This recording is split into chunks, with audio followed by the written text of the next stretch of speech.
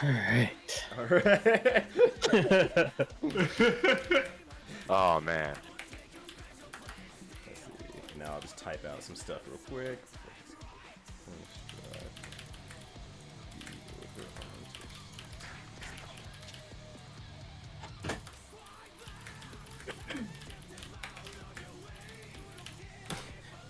All right, I did a quote retweet off your original tweet. Just size it a little bit there for the chat, so I have that just in case. All right. And then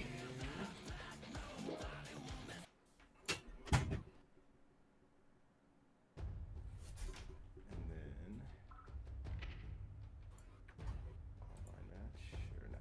Oh, no! I don't care about my ranking on PS4.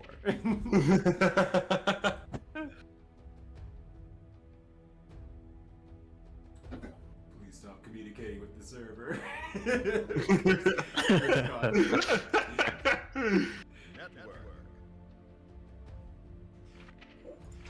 Oh my goodness. Very good. Very good. You know, we did it, team. We did it. We got there. We got there. Right. It took. Oh crap! There's one more thing I've got to do. I did not delete the alert box, or at least turn it off. I was about to say I forgot. Thank you for doing that, because I would have just been halfway through and dude would have been dancing. I'm like, oh, my bad. Let's see. All right. My bad. They just kind of smoothing. Yeah. All right. I think that's everything. Room type, winner can stay, because we don't use rematches online in tournament, correct? It does. There's sometimes the what you call it. Sometimes we'll get kicked out. I don't know if they've changed it or not. So it's probably safer just to have the no rematch. Okay. Yeah. Yeah. No rematch. All right. Create room specific. All right. I'll get you the code here in a second. Where is Welcome. staff chat? All right. 43 FLHU. That almost said FU, and I was like, yeah, that makes sense. All right. I think we have done it. We've done it, team. We got there. Oh, I forgot I dressed so like this. This is awesome. Okay. All right. All right, for anyone who's coming over from the original Vortex Gallery stream, thank you so much for your patience. We have gone through hell and back to make sure this tournament goes live, but we are here for you. We've done it. We're here at Guilty Gear Strive. My boy Bojack in the back. How's it going? Yeah, after like, oh my goodness, of tons of delays, so many tech issues, we finally were able to get everything together and get it all working over our Ryudo stream. So thank you for hosting this now. No, absolutely. Well, I'm not gonna say it's no problem, but the problem is now yesterday. Absolutely. But definitely finally got a stream set up here. So this is very off the cuff, last second. So if there's any sound problems, any sort of screen issues, anything like that, please let me know, because I got this going in the last quarter. Beyond the last quarter, it's overtime now. So if there's anything wrong, let me know. Yeah, this is second overtime, the fourth down. You almost got another one coming up, but right. Actually, Bojack, I'm going to ask you a favor. Mm-hmm. Can you have the link ready for any Matcherino / whatchamacallit, the tournament bracket stuff, so that yes, in that way that's like you can post it into the chat, because I don't have chat bots set up, and I think that's at this point it's gone. I will grab the links to those right away. I have the link to the bracket. I need to grab the match arena. Ah, yes. Let me. All right, I'm going to assume these two players are the ones we are looking for. It should be Larry Cage and Chankla.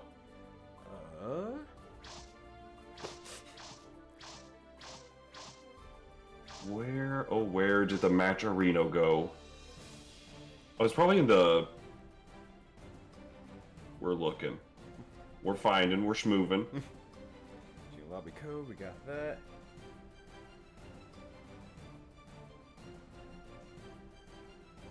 All right, yeah, there's a Mascherino in there. Perfect. Thank you very much.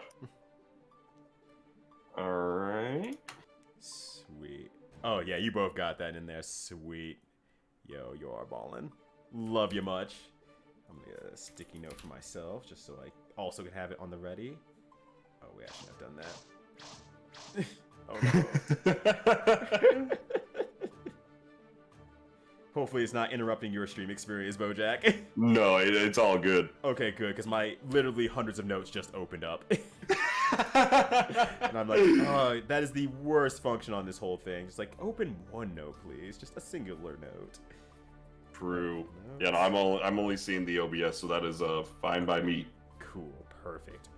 All right, that's there for me whenever I need it. All right, I think it's done. We've done it. We're real gaming now.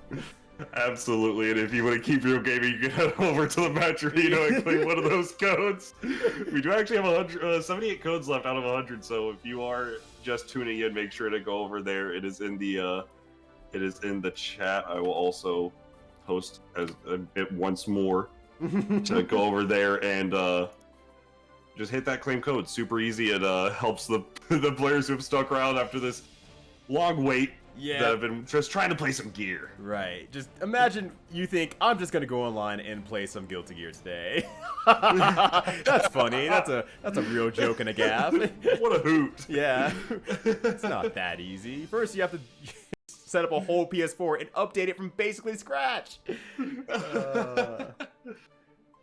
Oh go. my goodness. Alright, so if we do have the first people as they proclaim, we should have Larry Cage versus Mika, if I can say that correctly.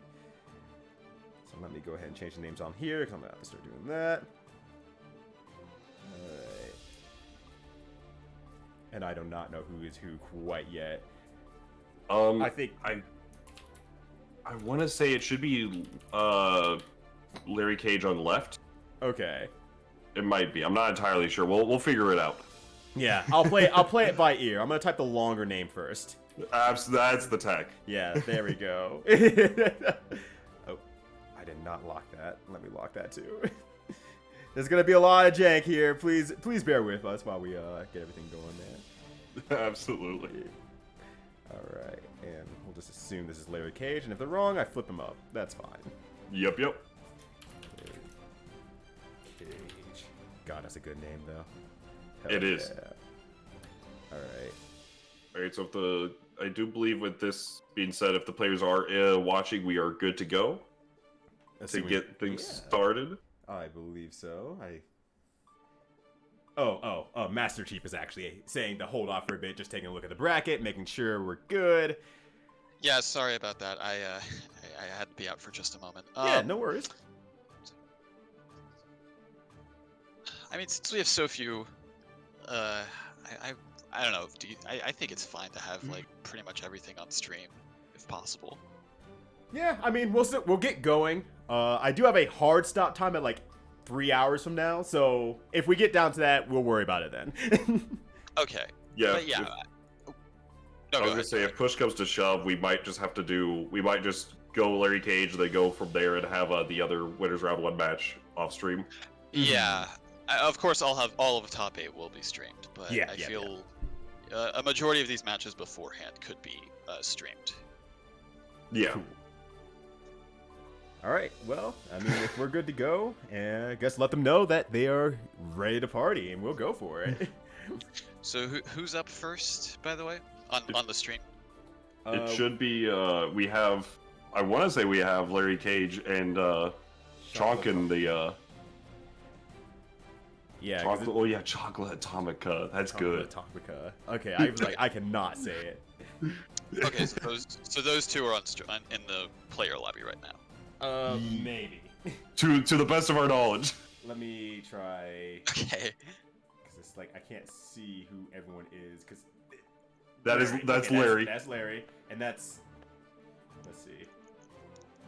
Pisame Romanova. I mean, that sounds like the same level of complicated name.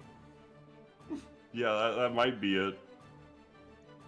Yeah, just double check with them, make sure that it is Chocolate Atomica, and then we'll go from there.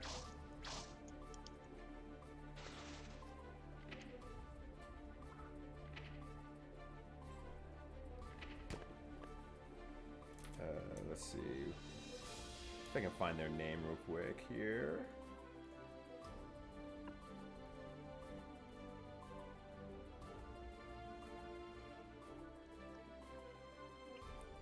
So just to make sure, they are good to start, right?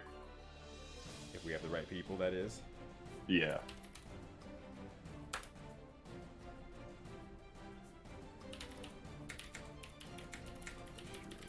Correct. All right, I'll check in. Yep.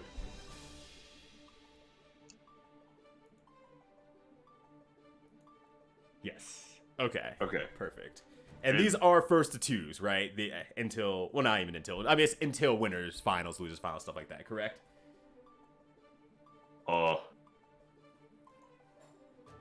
me figure, because I remember pools were supposed to be that, but now with the changes, I think it would make sense to have it since it's so few now compared to how it was before. I think probably first to two and then first to three for finals and all of that. Okay. Perfect. yeah. All right, so first to two. So let me verify. Oh shit! I'm missing numbers. I missed one. It's fine. Numbers are important. Numbers are mediocre. I hate numbers. Me and my homies hate numbers. Facts. Yeah. Counting's difficult, man. That's why I'm looking at frame data, dude. Just +3, that means nothing. That means nothing. Absolutely ridiculous. Trash. Mankind knew that they cannot change society.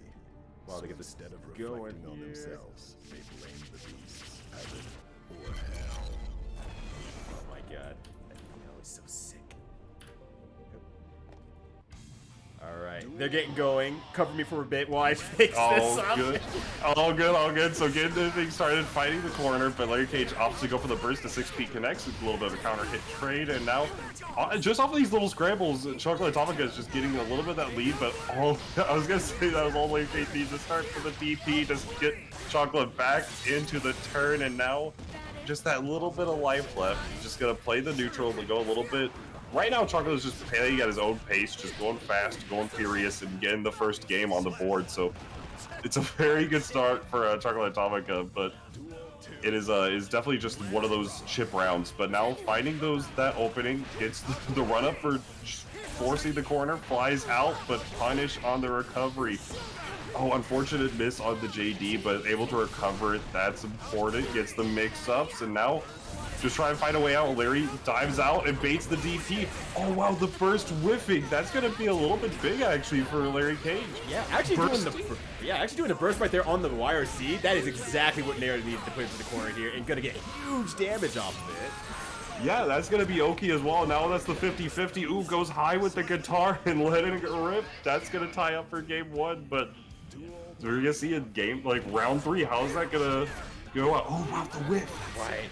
And that was kind of one of the big things. Chancla was really just completely abrasive in that first round, and Larry came back, and they're really showing their offensive capabilities against one another. Now, it is Chancla's turn. Yeah, they're definitely just taking turns on who's running offense this time around. Like, game 1 or round 1 it was for Chocolate, round 2 Larry, and round 3 it's looking like a Chocolate round. The backdash gets caught out. And there's just so much pressure there that's just like, okay, do I jump out or not? Are they going for something like cheeky, like a leaf throw where I need to jump out? Or are they going to go for that quick low, which catches the jump out for that 10-frame jump startup? So it's a very rough guess right there when your last hit against Chipp. Very good at opening you up there. Yeah, no, absolutely. And like that's one of the things with Chipp that can be really like annoying to deal with at times is once you're at that really low life total, he has a lot of good tools just to like get that little bit of chip out, because you have the Rekka pressure that you're always trying to like deal with. But just the fact of like if you aren't FDing the Rekka towards the end of like the round, you're gonna be some predisposition to have that chip damage come into play, which right there it didn't actually factor in that round, but it was definitely something that like if you just had that like just double Rekka, RC double Rekka, that probably was gonna be enough anyways without the FD. But now Larry breaking out the Leo was not feeling the Eno that time around and thinking, you want to run offense? We can run offense. Right. And I mean, I think from what we saw in that first round from Chancla, it was a lot of just kind of one-off pressure and things like that. So maybe something like the super armor from Leia will be able to help have like, okay, I have a DP, I have some armor, I can actually combat with you in these moments, but Chocla is ready with the Chocla. Yeah, I was about to say the other side of it is Chocla definitely was DPing a lot in that round when maybe Larry was like, my character does not have a DP. Yeah. Let's flash kick. Wow, that goes to the super! Larry, who are you right now? Dude, Larry is playing the game. Yo, more flashes. All right, nice 2D. Oh, I was really hoping Larry would flash kick on Chocla's wake up, but nice throw from Chocla. Definitely ready for the situation there. Yeah, counter hit is trying to call out just everything right now. Just air dashing back, but no dice right now. A YRC is gonna come out. Oh, goes for it anyway. Gets the throw punish. Oh! And the unblockable. Well, rather the guard crush, I should say. Yeah. Oh my goodness. What a good play there from Larry. I mean, sometimes you have to just say, hey, as long as it works, that's a martial arts. And Larry's right now showing it, just going full ape right now. There's no way that Larry isn't feeling very, very happy about their play. You know, Larry definitely just said, you want a DP? We can DP. This is gonna be reversal gaming. Counter hit. All right. Ooh. Oh, baits out the burst. Maybe unintentionally, but hey, it works once again. Yeah, a bait's a bait. Yeah. All right.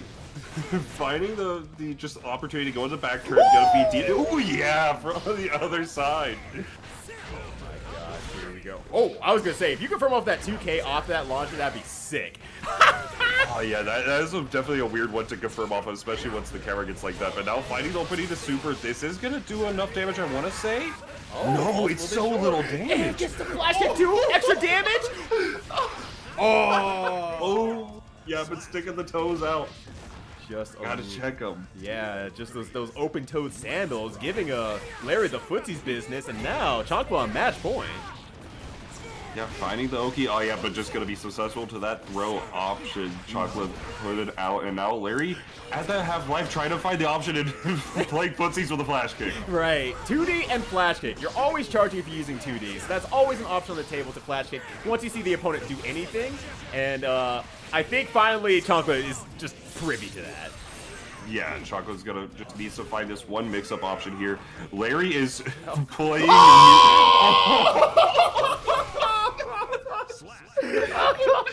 Just like that, Larry was slowing the neutral a bit, thinking, "All right, I'm gonna wait for that rage to sweep to do the berserker slash," and Chocolate just said, "You look grippable right now."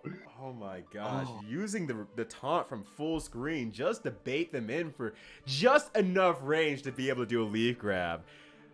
What a world. What a life. Yeah, what a game one. Rather the first game of Vortex Gallery here.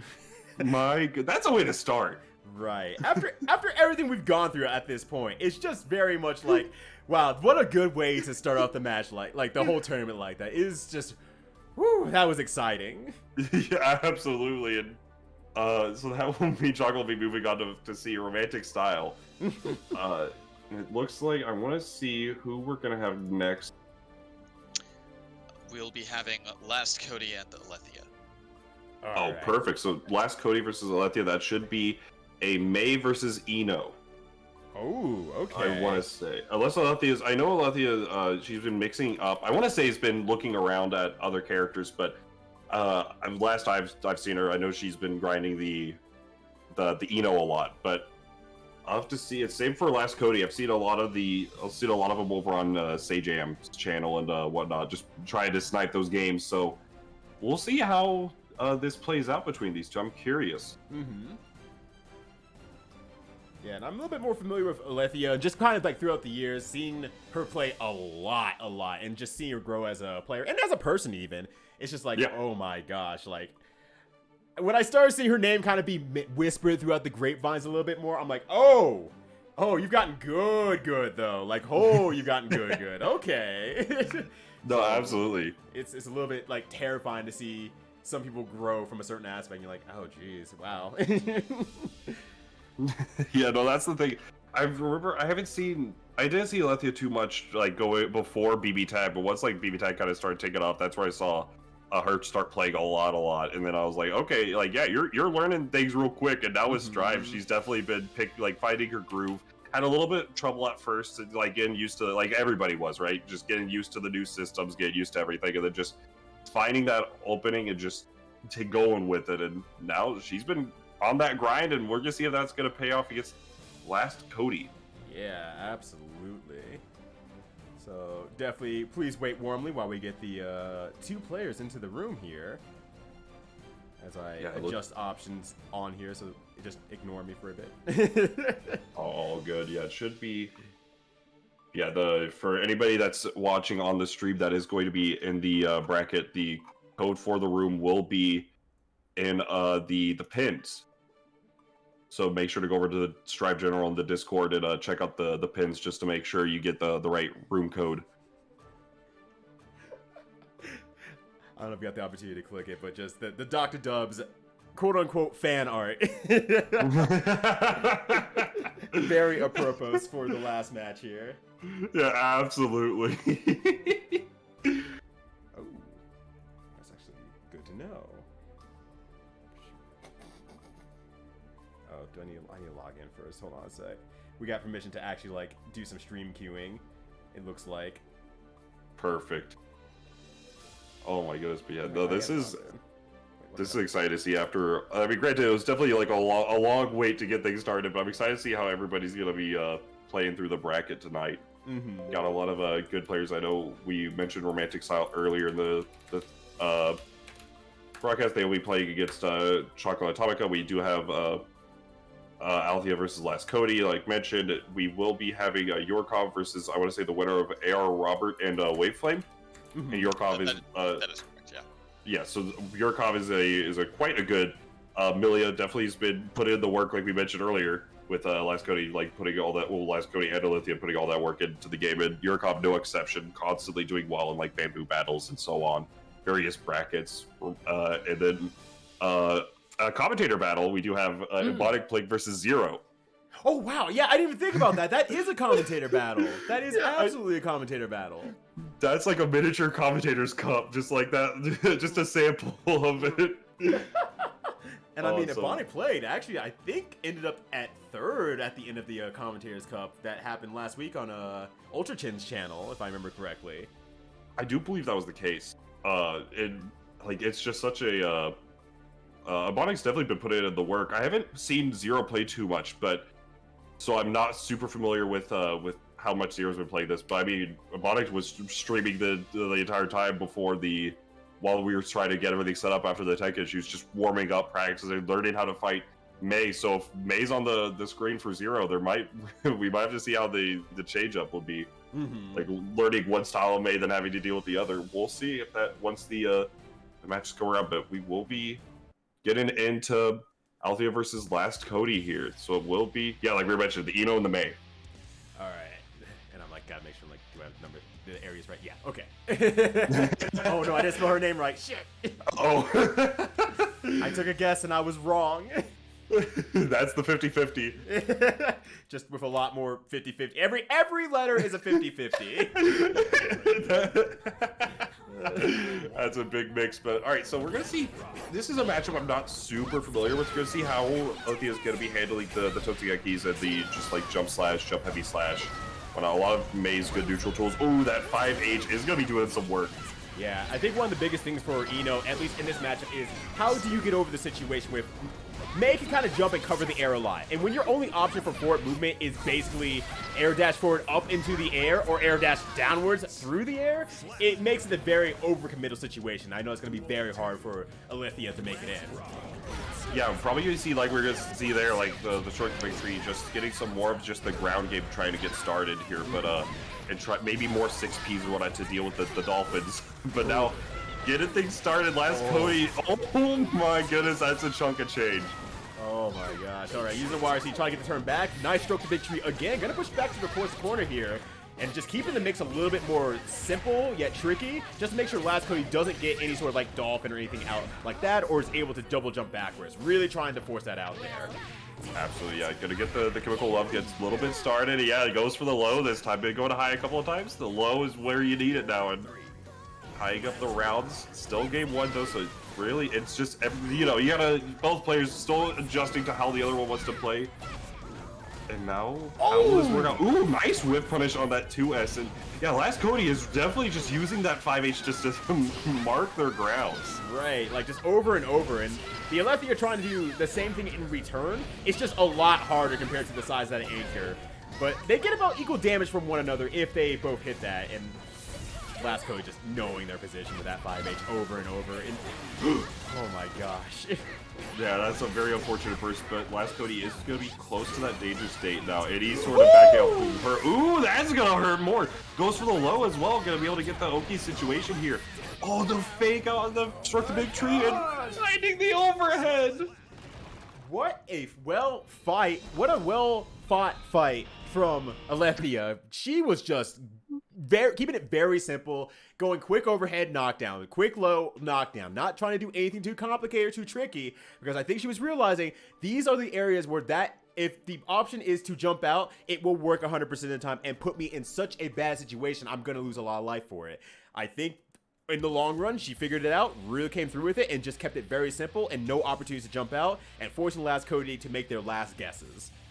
Yeah, absolutely. That's the big thing, especially whenever it comes to a lot of the setups, you don't need this like fancy, like, oh, this is a X amount of frames and you get this sort of mix up and it's unreactable here, there. It's like, no, you just gotta, like, whenever it comes down to it, all you need is what the opponent's not ready for, and if that's just the wait for it, all right, go for the overhead, then hey, that's what's gonna work. Yeah. Ooh. That 5H again, bursting out instantly this time, realizing that the danger of the 5H is there and just saying, I don't want to deal with it if I don't have to. But now both of them not having burst on deck, it's just all raw fisticuffs from here on out. Yeah, last Cody is definitely doing just rotating a lot in the neutral between that cycle of backdash 5H dolphin. So it looks like Aletheia is catching on a little bit, finds the opening, gonna be able to get the wall break. This is gonna be a 50-50 here.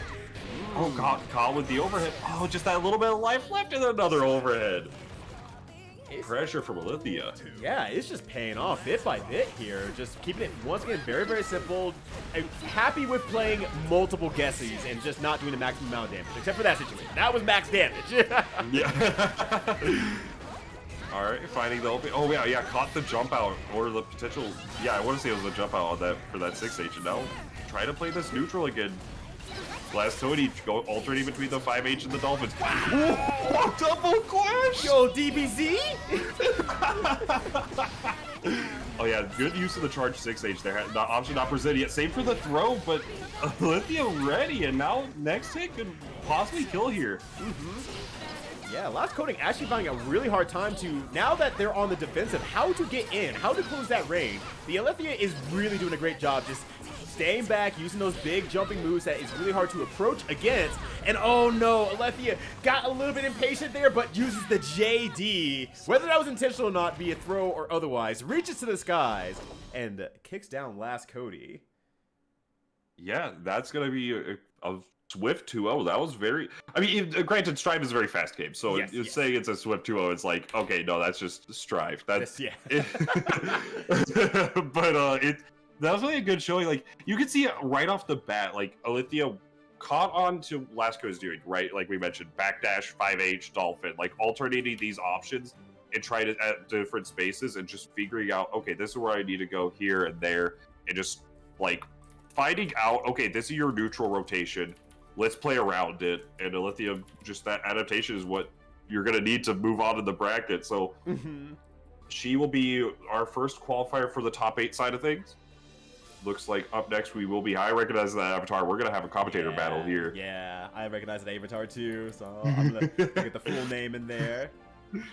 Ignore that. Ignore that. It should be fine. It should be fine. Oh, dear God, I hope that's fine. I don't know why, but my PS4 just decided, hey, as a joke, I'm going to remind you of this every 15 minutes, but never shut off. So let's pray that it didn't decide to, like, go through the full thing and be like, no, I'm actually shutting down this time. It's actually important now. Yeah, no, I hopefully it should be fine, but yeah. We will be, looks like we're waiting on Zero to get into the room. And it looks like, yeah, so that's a good start to the bracket so far. I just want to make sure what the for the rules, what we're doing. Okay, so everything before top 8 will be 2 out of 3, and then top 8 will be 3 out of 5. Okay, so all of top 8, 3 out of 5. Yes, correct. Gotcha. Perfect. Thank you for the update. Much appreciated. Yeah, thank you very much. So now we're just waiting on Zero. So I know we talked a little bit about Ebonic Plague, commentator, Soul enthusiast, very very good player. But but I'm curious. Do you know who Zero plays in this? I'm not too familiar. I hate to admit it, but no, I do not know who Zero plays in this. I've listened to their commentary. I've commentated like alongside them.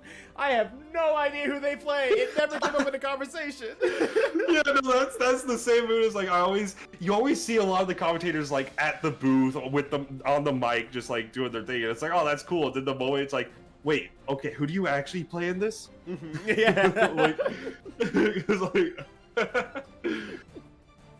So we're going to see who they're playing, what's coming up. I just want to off the bit I've seen. I want to say Chipp. I take a bet on Chipp. Okay, I think that's fair. I think that's a fair guess. For the sake of just guessing out there, because I have very little idea, I'm actually gonna say Soul. I'm gonna say it's gonna be a Soul mirror between the two. Ooh. Yeah. Because Ebonic Player does play Soul in a very I don't give a damn about what you're doing, Soul. So I wonder if Zero has kind of that same energy, that same excitement for that sort of thing. Yeah, no.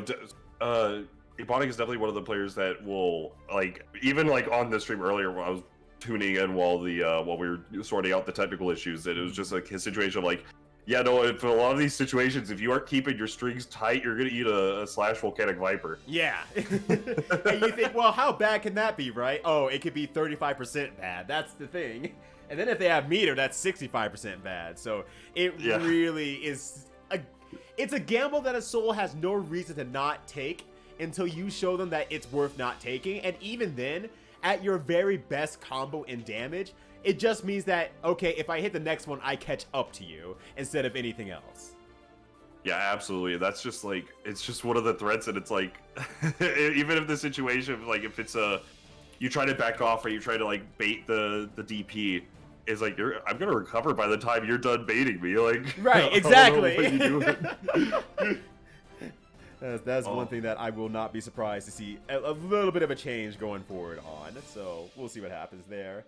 But speaking of what sees happens here, looks like there's a little bit of an issue on Zero doing the update, which, as someone who had to launch their PS4 just now, it takes forever. So we're going to move on to the next match between Yurikov and Robert, or AR Robert. Yeah, so Yurikov, we mentioned a little bit earlier, definitely one of the players, one of the Millias that you definitely should be on, like, if you're looking for Millia gameplay, like, Yurikov is definitely one of the ones to look out for. I am not familiar with AR Robert.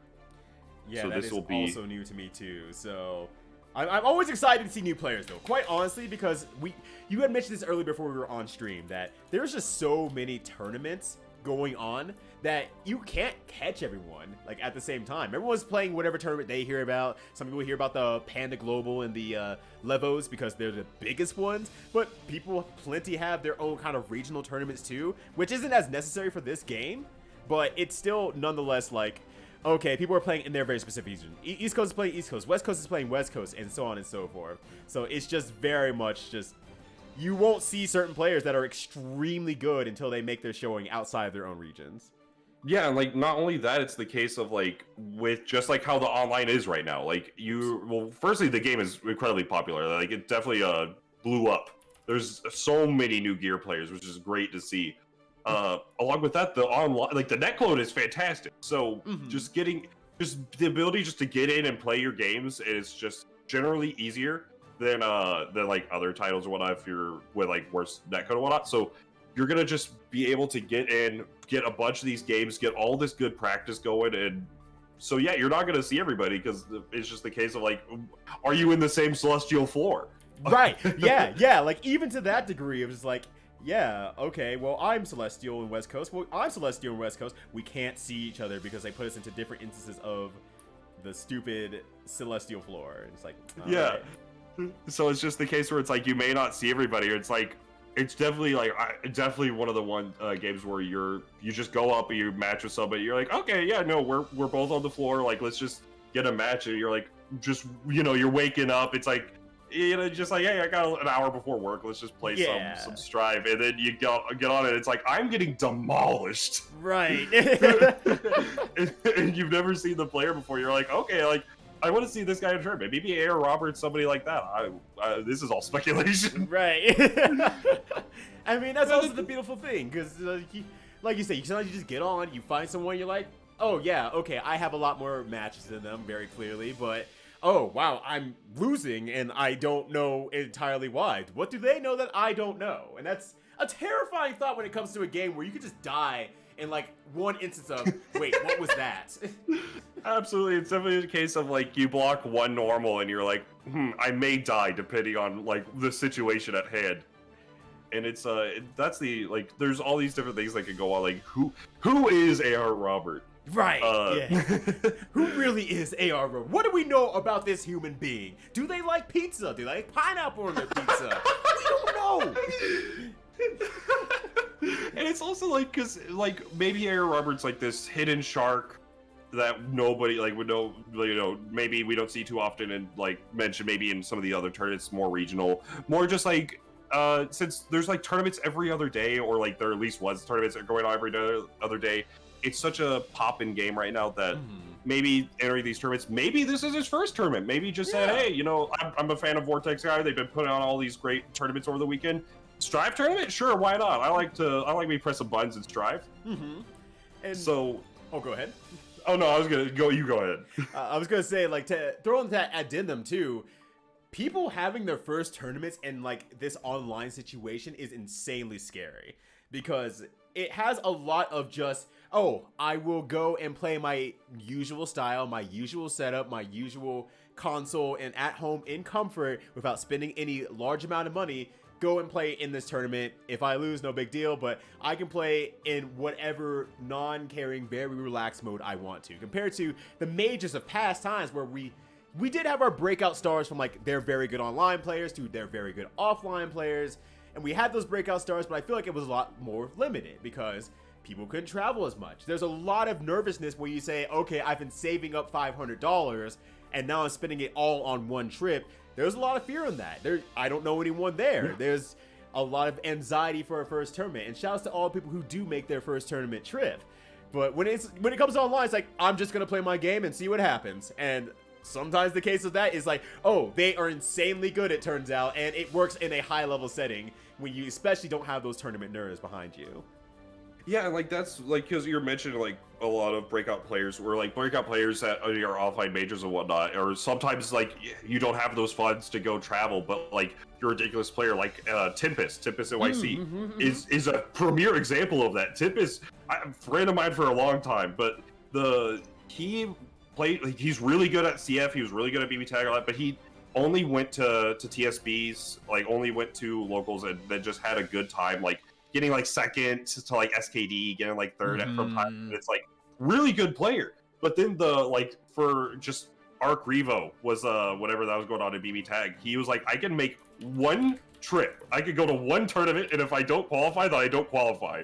Right. And that's just the end of it. And so like, but he's such a good player. Grinded all online, like offline with the New York group, but mostly online, and then just finding that the ground and like qualify. It's like you could have players like that just you never know about it until then. And maybe Robert's one of them. He picks a really good character here. This is an interesting matchup to say the least.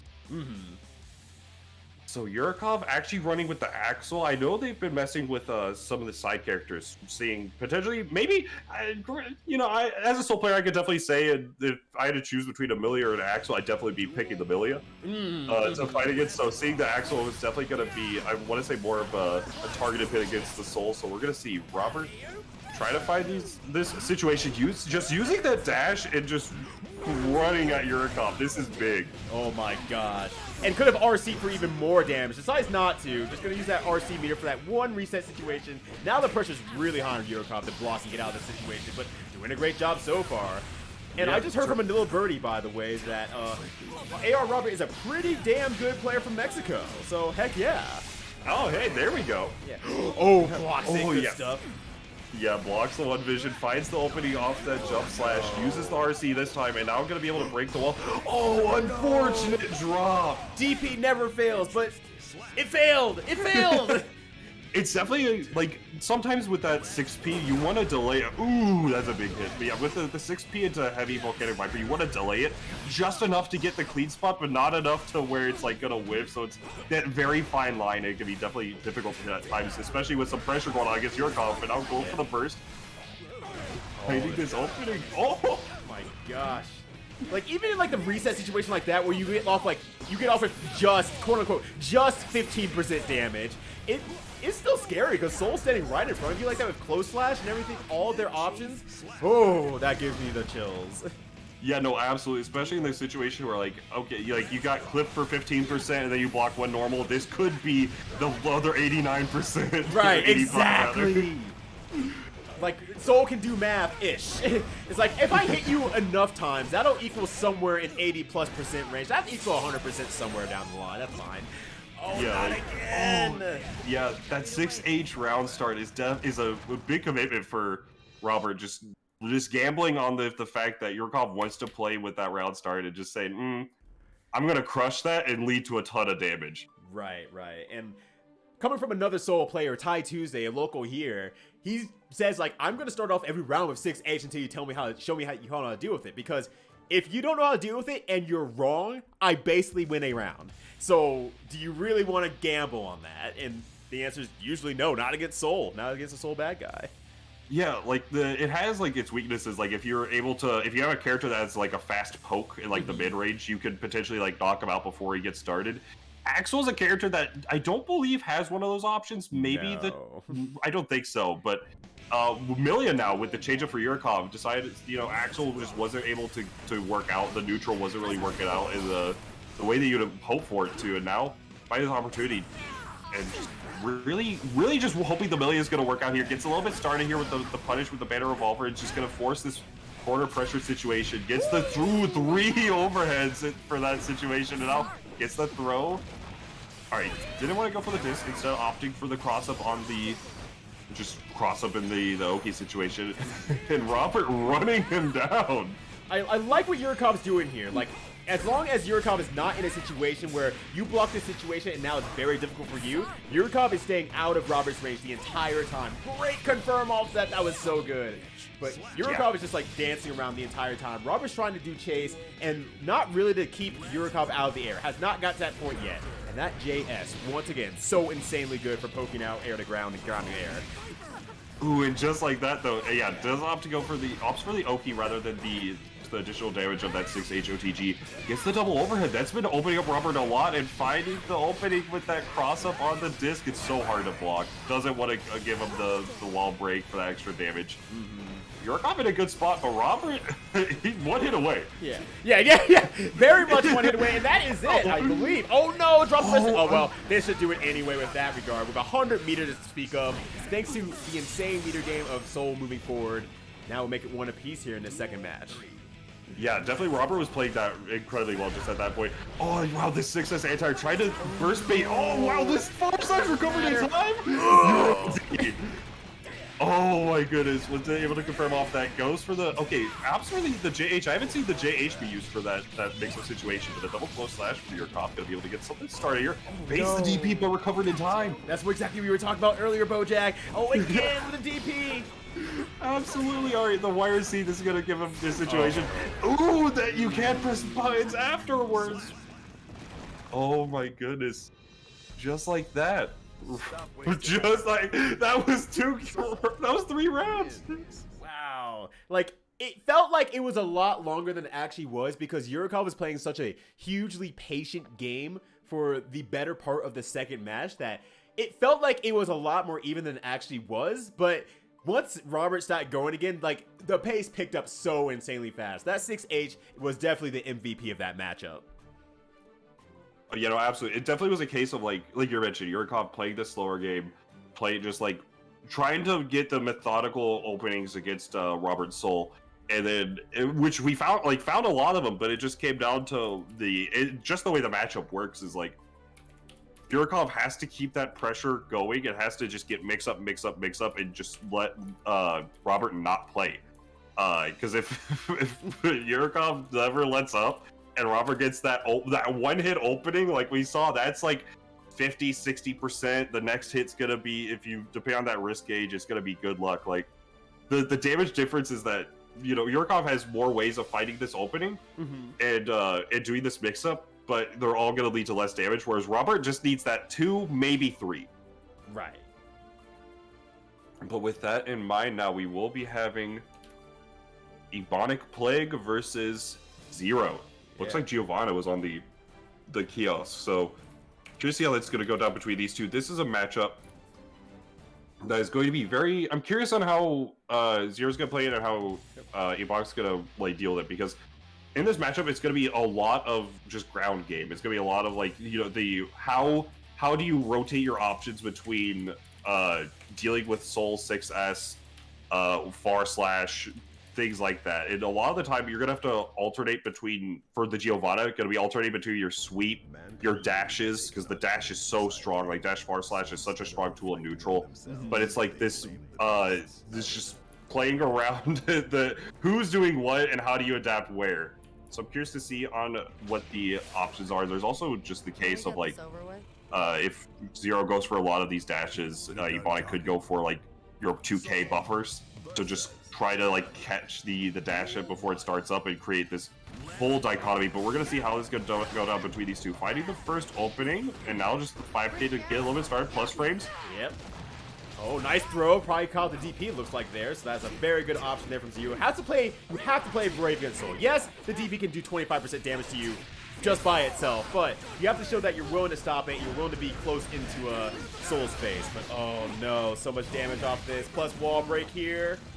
Yeah, it's gonna be a big opening, gonna be able to get some LP. It doesn't... Oh yeah, no, never mind. I thought it was super for a second. Oh, no, not yet. But it doesn't matter because Soul is gaining meter, Soul is moving forward, has a lot of options. It might as well be Okazeme from neutral. Oh yeah, no, absolutely. Definitely is a strong round star option now. Get the YRC, just goes for the plus frames, and just get a 6p out. Good call out. Wow, the 2k? Just like that? Like, you realize that she is plus frames, right? He's like, that's a good joke. Math. What is plus frames to a non-believer? Right, exactly.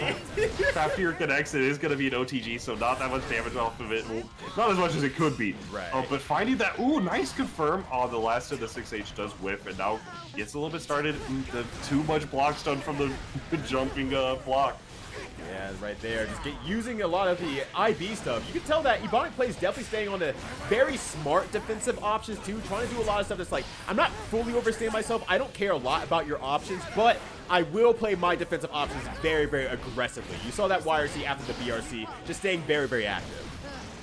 Absolutely, and I'm curious to see if, okay, yeah, goes for the RC. I was about to say, we may see this now where, oh, the clash on the 2Ks? Oh my gosh, that's unfortunate. Yeah, oh, there it is. Once again, aggressive defensive options. I'm going to get out of the corner with this move as fast as I can. I'm not dealing with this. Yeah, definitely using alternating, like, once you're in that corner, like, you're going to try to find your way out, and Soul with the Banter Revolver is more of a gamble than it may let on, but especially against Giovanna, who just has that, oh, you're going to go out, let me just forward dash so far, but that's going to be so far, this guy going to be able to get this dust. Burst it at the last possible moment, and now counter hit, not going to be able to get the OTG off of it, but a DP to let it rock. 6p. Oh my goodness, yeah. Able to get the confirm. Oh, not quite. Gonna be able to get the Volcanic Viper. A little bit too far for the wall bounce combo, and now needs to find this opening. The dust is gonna, yeah, sweep into the flip. Just straight out off of neutral, completely raw flip. One thing that Zero had not used this entire time yet, so that was a very good thing, a very nice last second trick to throw out into the mix there, and was not quite ready for the situation. And Zero actually goes up 1 against Ebonic Plague.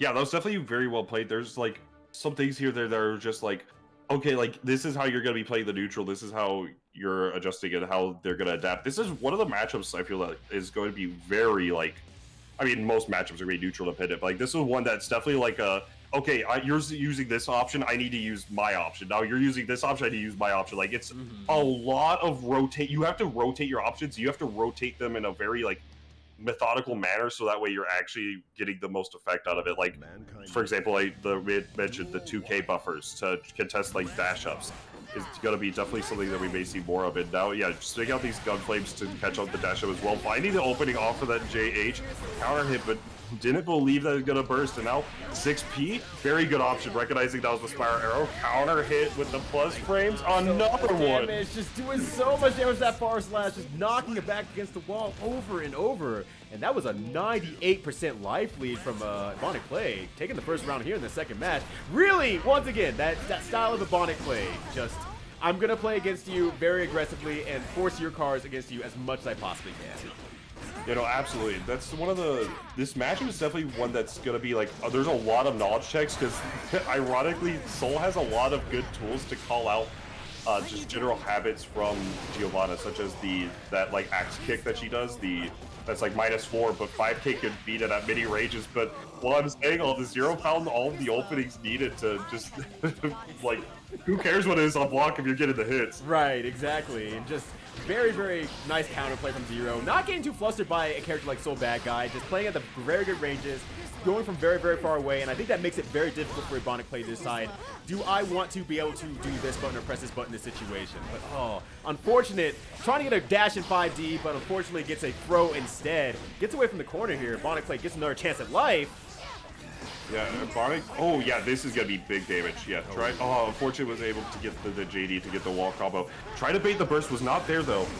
Now trying to get something started here. Trying to just play this neutral, use these JHs, using these far slashes to call out, and now just a few jumps. Yeah, they're both trying to find these openings and just with these jumps. Oh yeah, it goes for the burst, recognizing that like you don't want him to get that 50 meter. Has it now. YRC, the super. Oh yeah, no recovery on that. These two are playing around each other extremely well. Just kind of like trying to one-up one another, trying to really play that huge game of 3D chess. Just like, all right, I'm going to roll burst here. I'm going to use the meter here so I can bait out this thing and bait you out ahead of time with this thing. They're definitely playing some 5D chess in here, and it's insanely good. But yeah, and like in the end, Ebonic play comes out. Yeah, with that 5D chess, you know, you're moving your queen here, I'm blocking this, and it's like, all right, I'm just gonna break out the gun flame. Right. Like, just that nice delay, like going for the instead of going for your standard like close slash far slash 5H gun flame, just opting for the close slash into the delay to catch the jump out with a 5H. Saying, okay, you're not jumping now. Are you jumping the gun flame? Yeah. Yes, you were. Like, just really good. Just the delays from Ebonic there were just structured particularly to how Zero is playing on the defense. That was just a good sign for Ebonic, but we'll have to see what Zero's retaliation is here. Alright. Alright, so how's the round start here today? Oh, going straight in, actually. Zero, actually on the offense. I thought Zero would be like, alright, I'm starting to realize my mortality a little bit here. I'm going to slow down, but no. It even uses the K9 cannon for the last hit of the gun flame to use the projectile invincibility? Amazing. Yeah, we were talking about soul damage. Like, Giovanna just melted that life bar a little bit. Off that one man, I'm sorry. Yeah, absolutely. Alright, now fighting the counter. Oh, yeah, but it was a little too high. Wasn't able to get the full confirm. And now, yeah, the sweep is such a good option in this matchup to deal with the 6S from Soul. Alright, DP here. Tries to bait out the burst there. Good awareness from Ebonic play. Make sure they still get damage off that with the delayed jump in. And yeah, Zero just trying to find these openings, like got one and now trying to continue at that 6P on the wake up. Said, oh, you're trying to run up? You're going to press a mid, aren't you? Right. Imagine running face first into the fists of Fury. That is Giovanna. Insanely good situation there. And now, Zero's on match point. So I still believe this is still before top 8, correct? Yes, this is a qualifier for top 8. Yeah. Alright, gets the counter hit. Yeah, just having to burst that. Was that right range too? That move, if you burst it at the tip, you're just gonna get smoked. So good awareness from Ebonic. Yeah, using the RC a lot, whatever on that -4, just to keep that turn rolling and yeah, cross up flip. That's the 50-50 strike throw. Yep. Goes for the strike this time. Oh, unfortunate. No punish for Ebonic, and now on that last bit of life, and that's gonna do it. Yeah, that strike throw from Giovanna is just so insanely terrifying because from about the exact same ranges, her dash and her dash in far S is just like, oh, cool, they look the same. I'm literally guessing on a true-ass 50-50, and it is very, very terrifying. Yeah, that is plus along with that, it was it's just the case of like, you know, you're blocking these close slash. It is like +3, but it's like it's like, hey, how do you like it? You know, give you a taste of your own medicine. The plus frames into the strike throw mix up. Yeah. Oh God, what a character. But, yeah, both quite good. yeah. Like we say, commentator battle. They both have great information about everything that's going on. So. Yeah, it is definitely like sometimes, especially like with this game, there's a lot of these weird. We were talking a little bit about it earlier, but there's a lot of these like little things, the matchups that are like you don't necessarily have to like lab them out that often, but there's gonna be a lot of these cases of like, oh, in this matchup you could do this or that. And it's like, or in this matchup you can't, like Giovanna, for example, against Soul, that axe kick, the I don't know what it's called, but like the 214K is going to be -4. So it is like weirdly enough, because of how it works, Soul can punish it with that 5K because she can, like moves her box forward a little bit. So you're able to add, like anytime she does that in pressure, as long as like she's not incredibly spaced out, like generally in the corner you're gonna see it a lot, you could just 5K it. And it's like such a good option to know in the matchup because it's like one of the few characters that actually gets a punish on it outside of like Chipp with the other like 3-frame jab.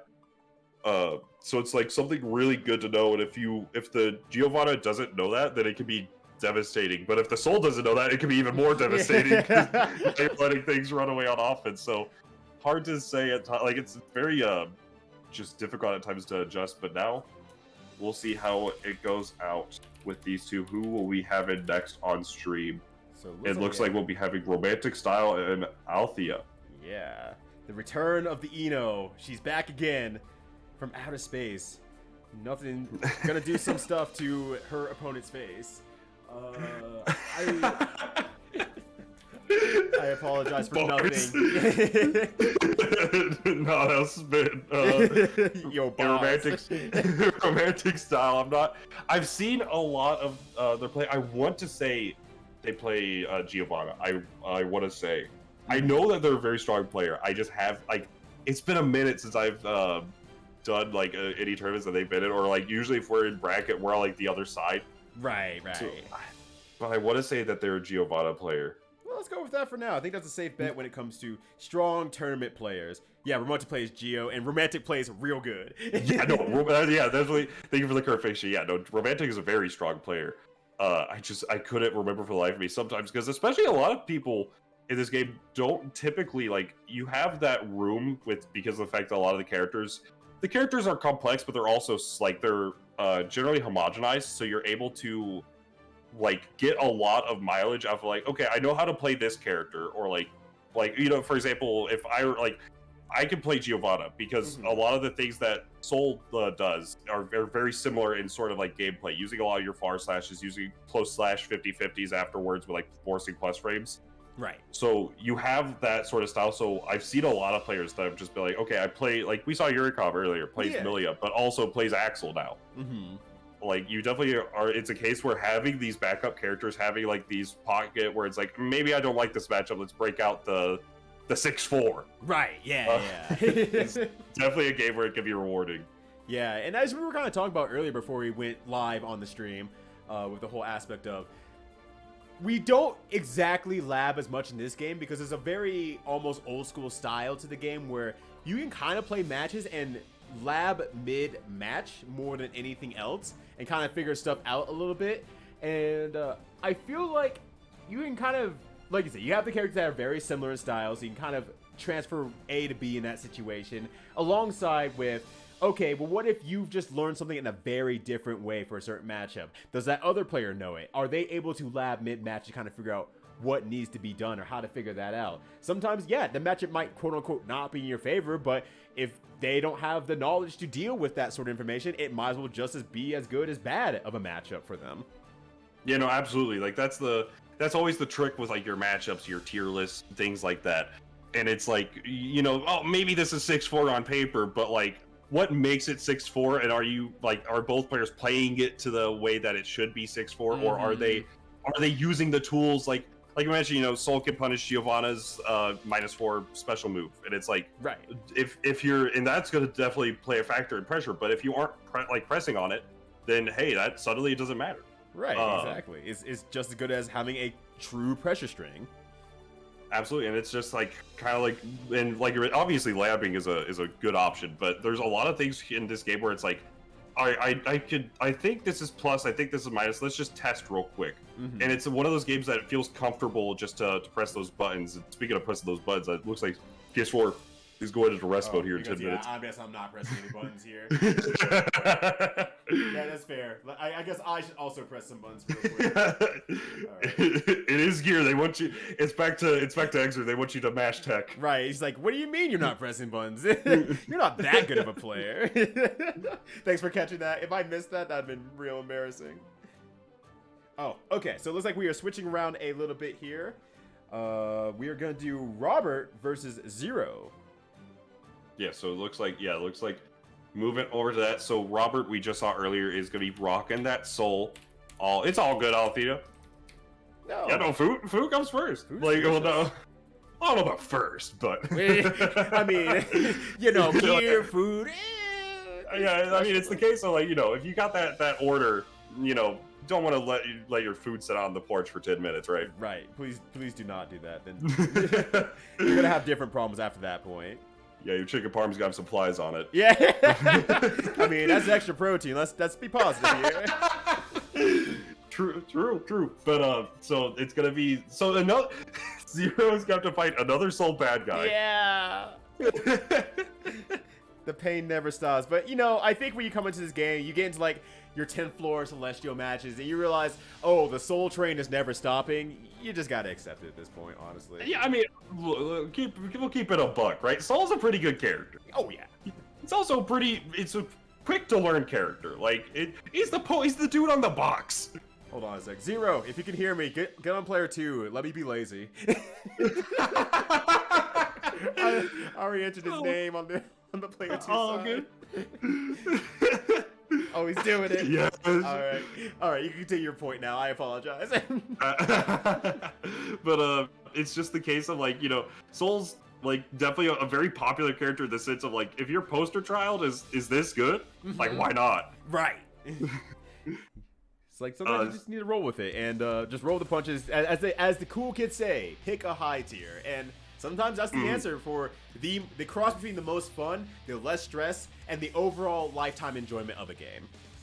Oh, you know, absolutely. Like, you know, if you pick like you're picking your lower tiers, like, you know, you play whatever's fun and whatnot. But sometimes fun is not stressing out about, oh goodness, I can't jump cancel any of my normals. What do? I'm minus on everything. Yeah, I guess I die. But now we're gonna see how the difference is gonna be versus Robert here, Zero versus Robert. How will Robert change up the game plan to take out Zero? Already you can see a little bit of the changes in neutral, and Zero already adjusting, which is using the 6P more to call out the running Robert. The running Robert. Runaway Robert. Gonna be the belt first there, but that's a great counter hit though. Gonna drag towards the corner here. Now Robert on the defensive for their Gene Soul. Yeah, Joel Jad guy. Oh no. It looks okay. I was curious if that was just the stream on my end. No, yeah, this looks like it's exploding. Right. But backing off, pressing some buttons, gun flames are coming out, backdashes a lot, negative penalty. Yeah, making sure maybe things are running okay here, because we did say that, you know, Robert is still from the Mexico region, so there's a little bit of distance there that is to be had. Yeah, and granted, I will have to quote the Discord on this one. Hell nah. As we can see from just, it's definitely a little rough around the edges. Yeah. According to this 8 frames rollback. Rollback netcode is quite good, but you know, it can't fix everything. It's not invincible. It can't always go across the seas and the ponds and whatnot to make them a perfect experience. And but we are ever so closer than we ever were before to that point of having a more global style game. Yeah, no, it's definitely one of the. It's like rollback netcode definitely allows you to play, you know, like, you know, Europe, like, well, America to Europe, America to Japan, and whatnot, and make all these international bits, and it's super fun to see, especially like the expeditions, like Twitch Rivals. That was really cool to see. Yeah. but it's you know, rollback netcode can do all these things, but you know, it can't wash the dog, it can't it can't clean out the pool, like it can do the dishes, right? Like, and sometimes you just have a bad connection. Yeah, absolutely. And it looks like that will be the case here. It looks like Zero is taking that stand, so we're gonna see exactly how this is gonna play out. Yeah, just take us back to the lobby. We're gonna see how this is gonna work out. Let me just type out to them real quick. Yeah, we're gonna see how this is gonna be ruled out. Because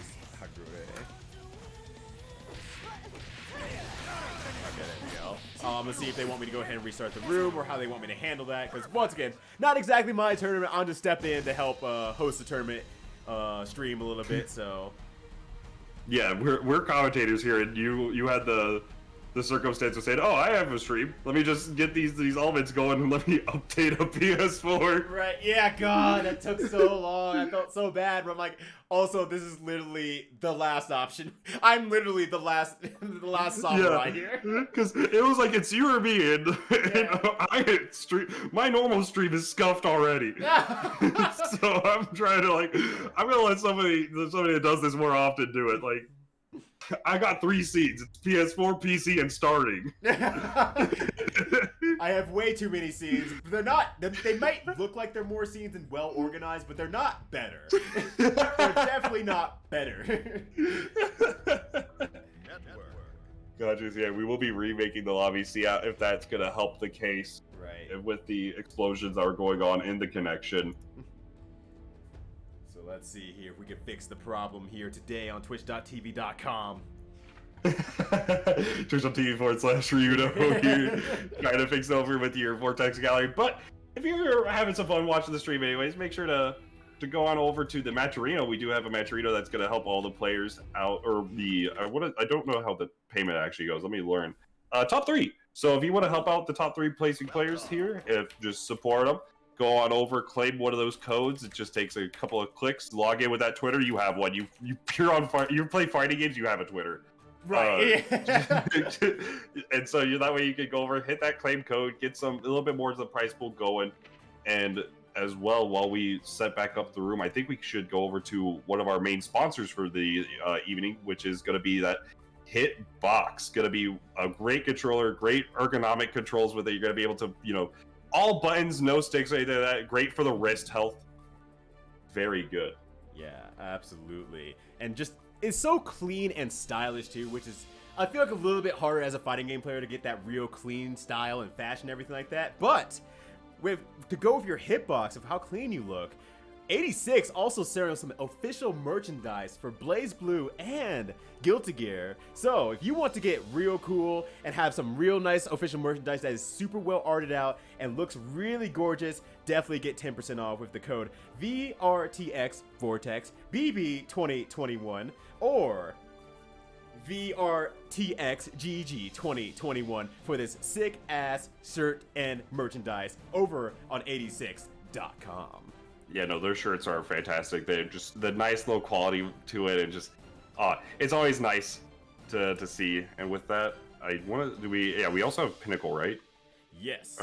So we also have Pinnacle. It's going to be a Canadian tournament here. It's going to be hosted so many different events with all the big money prize pool. So if you're liking some Guilty Gear Strive, if you're in that Vancouver area, PNW, you wanted to drive on over, if you're a Strive player, just get in the pool. 4K, nothing to wig your nose at. Especially check out all the different games going over there. Blaze Blue at 750, you love to see it. Right, yeah, they're supporting all the games that have had that kind of that love and community that you've seen a lot of during out the 2020 year, and that's really cool.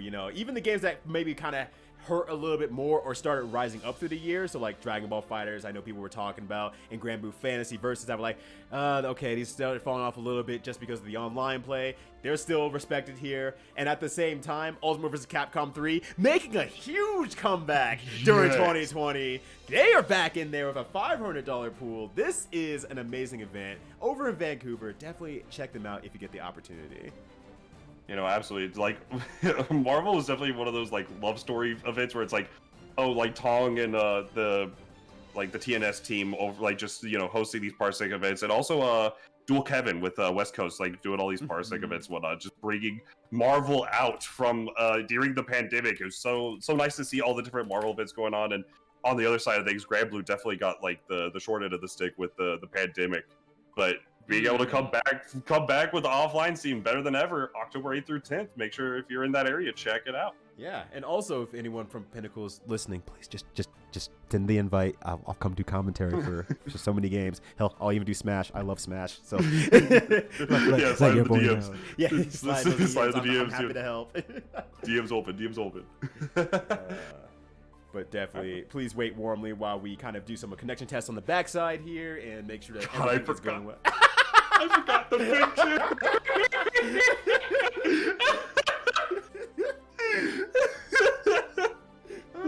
Oh my goodness. I had a little bit of time while I was updating my PS4. For those of you who do not know, I was trying to set the PS4 so we could actually do the tournament event. And I had a little bit of time while I was updating the PS4. I didn't say anything. I asked for Bojack for a picture, and must have been at the bathroom at the time. Didn't say anything back, so I'm like, you know, whatever, I got this. And so I put this together very clearly, very quickly. I literally got up for like a minute to go get water, and apparently at that time, you were like, you know what, bet. Right, yo, we did it. I love it though. I'm glad you're being a good sport about it, because I wasn't gonna remove it, not gonna lie. At that point, I was like, when I was like, oh, do you need a picture? I was like, no, you put the work in. No. I put in 1 minute of work, please. Respect my efforts so I can sell it for $1 billion at the Louvre. Yo, NFT? Yo, finally, I can be on the pyramid chain. I'm gonna sell it for 100 billion gazillion Akagi dollars, and I'm gonna be the richest numpty in the land. Oh my goodness. Oh. Yes. And speaking of all that, make sure to spread that wealth by going over to the Matcherino, and if you got a spare $5, drop it in there and whatnot, or if you want to go claim one of those codes, make sure to go ahead and do that.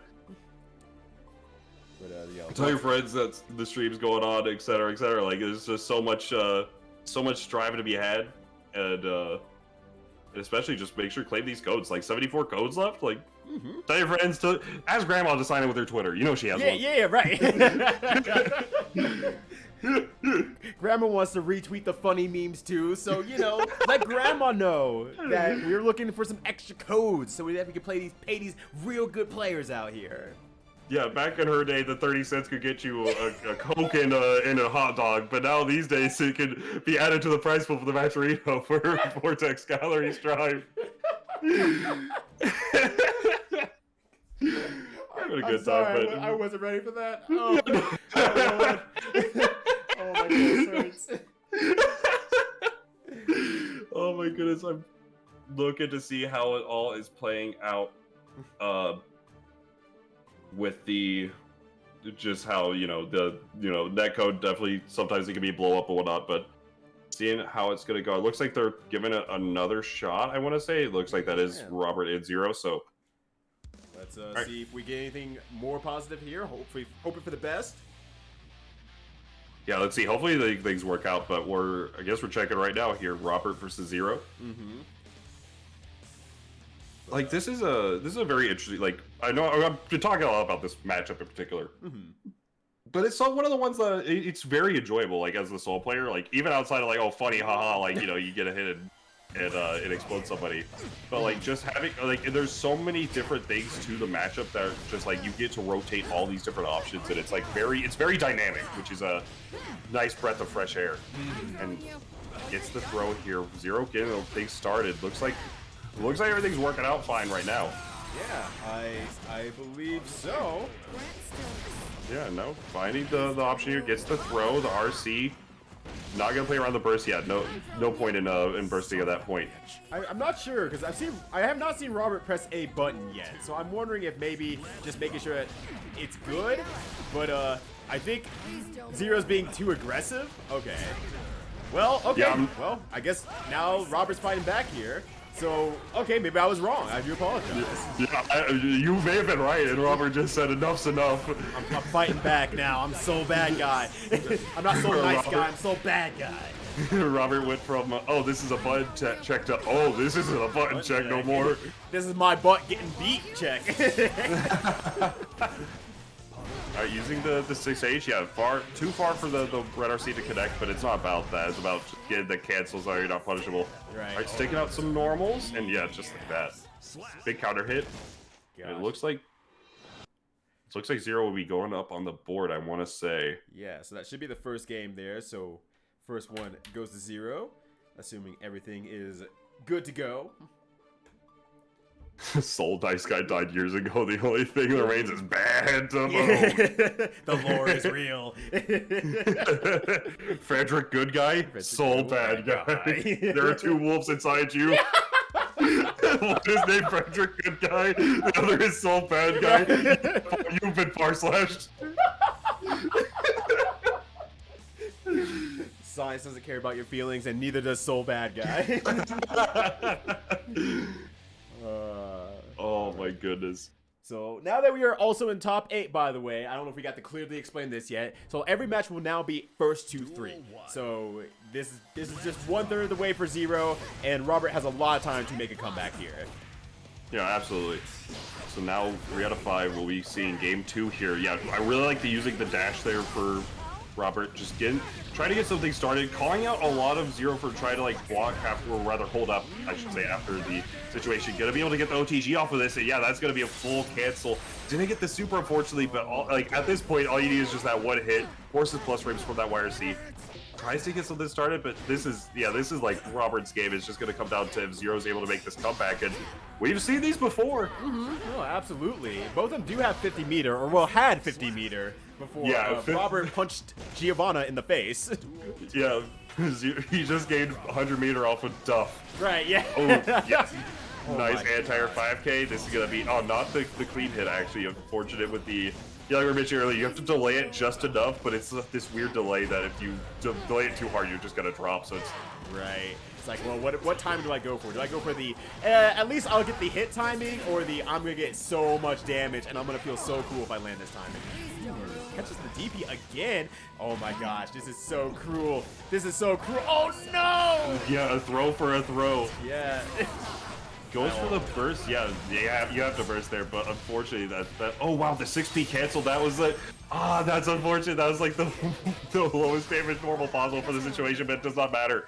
Gonna be able to get the fire slash and close out the game. Robert tying it up 1-1 right now.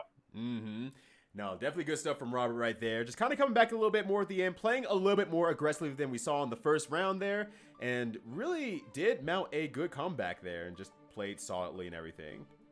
Yeah, no, absolutely. Yeah, this is definitely a case where it's a very momentum-heavy matchup because of the fact that throws are going to be, throws will beat DP. So you have all these situations where it's like, in a lot of these other fighting games, it's way like, okay, you have strike throw, but with Soul, because he has that DP, it will be throw. Normally you can contest the throw there, not in this game. So the moment you start blocking, from a Soul player's perspective at least, the moment I start blocking, I'm like, geez, like it's. The DP's gonna beat the strike, but the throw I gotta jump, but the loses that, and there's less room to like play. Like there's it's no longer 3 options, it's those 2. But to be fair, most of those any of those options gonna lead to tons of damage. But finding the opening off the sweep there, the reversal as Viper, and yeah, nice use this, just sticking out the 2K. Oh, nice bait on the burst as well. Both players really getting into it. Counter hit. This is gonna be a ton of damage.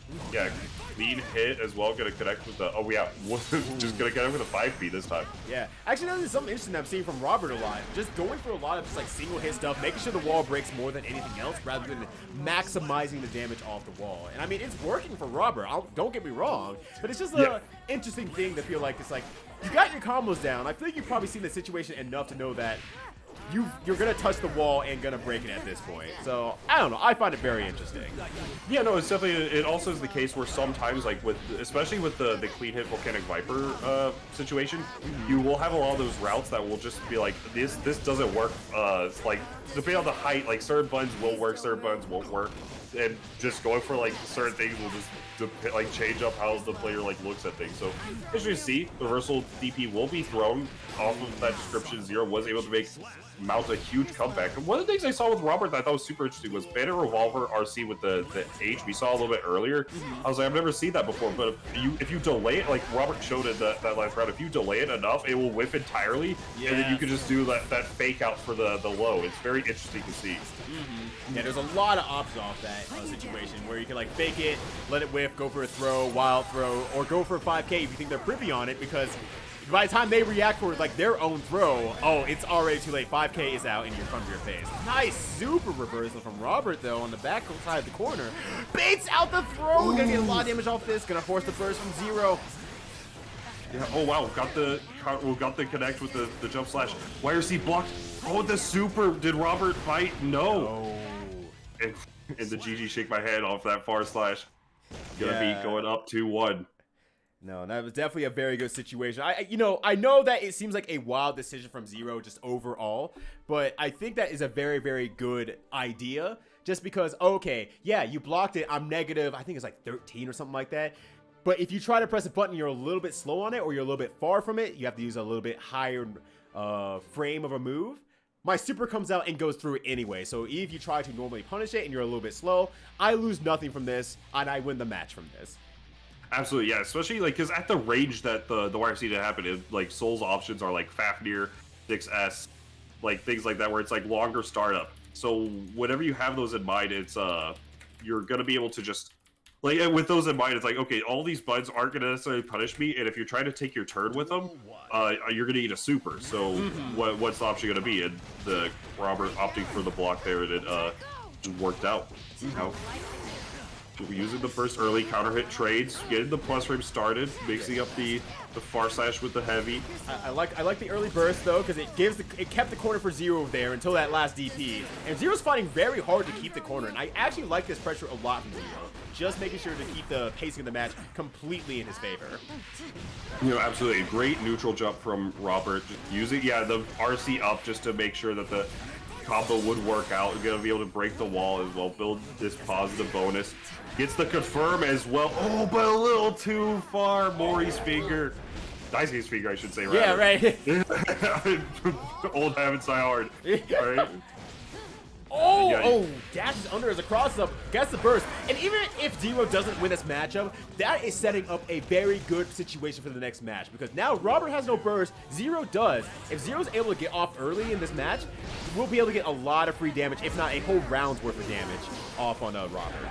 You know, absolutely. That's what we saw earlier with that's one of the changes with Soul 6S that is the fact that now it's a little bit easier to use these low-profile moves against it. And Geo's just, like, it changes the economy of the neutral the matchup just because of how good the sweep is against 6S now.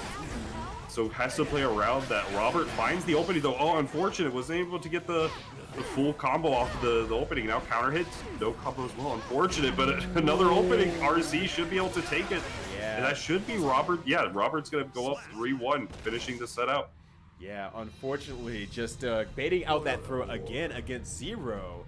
Very, very hard thing to do, and because Soul's backdash leads into one of his highest damage starting normals, it is even scarier to get your throw baited out against a character like Soul Bad Guy. So very, very unfortunate for Zero there, but definitely fought it out, fought really strongly, but Robert will move on in the tournament. Yeah, absolutely. Yeah, like definitely is a case where, especially with Giovanna, right, where she's going to be doing a lot of like dash throw, and that the throw will still carry that momentum. So you're gonna have the like if Soul backdashes, you're forward dashing, you're gonna slide right close and just eat that counter hit close slash. And if you're doing the optimal combo, close slash into dash cancel, close slash, clean hit heavy DP, like 160 damage or something like that. Shake my hand? Yeah, shake my hand. Hey, better luck next tournament, kid. It's like, oh, it just hurts the mind, body, and soul. And you sometimes think like, okay, well, the more I play the game, the more I'm gonna get used to it. We'll just kind of, we'll deal with it on like a personal basis and whatnot. I feel like Soul doesn't get there. It just hurts every time. And I just get frustrated every time. It's like, God, of course. What? Because this character needs this. And I get all sarcastic with myself and stuff. My lady's like, are you talking to somebody? It's like, no, I'm talking to the sole bad guy gods, Daisuke Shibatari. I'm talking to Daisuke's vision right now. Yeah. The spirit of Daisuke's vision. Screw you, Daisuke. He's over in Japan, gets a chill down his back. He's like, whoa, that's me. Sneezes. Oh, somebody's talking about me. Yeah, gosh. But no, I mean that's one of the things. Like, just generally, a lot of like characters have really high damage in this game. So you're just gonna have these situations where it's like, you know, Soul's gonna make you like gonna delete you from one of the matches, or like Nago's gonna be able to delete you in certain situations. All these characters, once you get the right like starter or the right situation, it's like, yeah, this is gonna be a ton of damage. And Robert, if you're watching the stream, please go to the couch up on the second floor, or okay. Oh yeah, you can you can do that. Oh, there you go. They did it. Yeah, there we go. All right, so now, yeah, they got you the romantic style, the player 1 Aletheia, the player 2 Giovanna. Once again, gonna be on the stream versus Eno. And take over for a bit. I'm gonna have to go fix something real quick, so I'll be right back in like a minute. Oh, good. All right, so Giovanna versus Eno. This is gonna be interesting because a lot of the Giovanna's tools we saw versus Soul right now, or for the past little bit, but it's gonna be a lot of these like mid-range options as well as like a strong 6P to contest with the general approach options of Aletheia. I'm just curious on how the rotation is gonna be for Aletheia into whether you're using Stroke the Big Tree or you're using your hover dashes. Finding the openings right now, gonna open up a romantic style burst, forced to burst quite early. 5H will connect. Gonna be able to get the safe jump situation there. Nice use of the barrier for Aletheia just to create that space. Oh, unfortunate burst. That definitely was a like a finger flub, and now that will cost her the round more likely. I do believe. Wow, did not break the corner. Goes for the sweep. I have returned, by the way. All good, and now finding this opening here, just the mix up. Oh.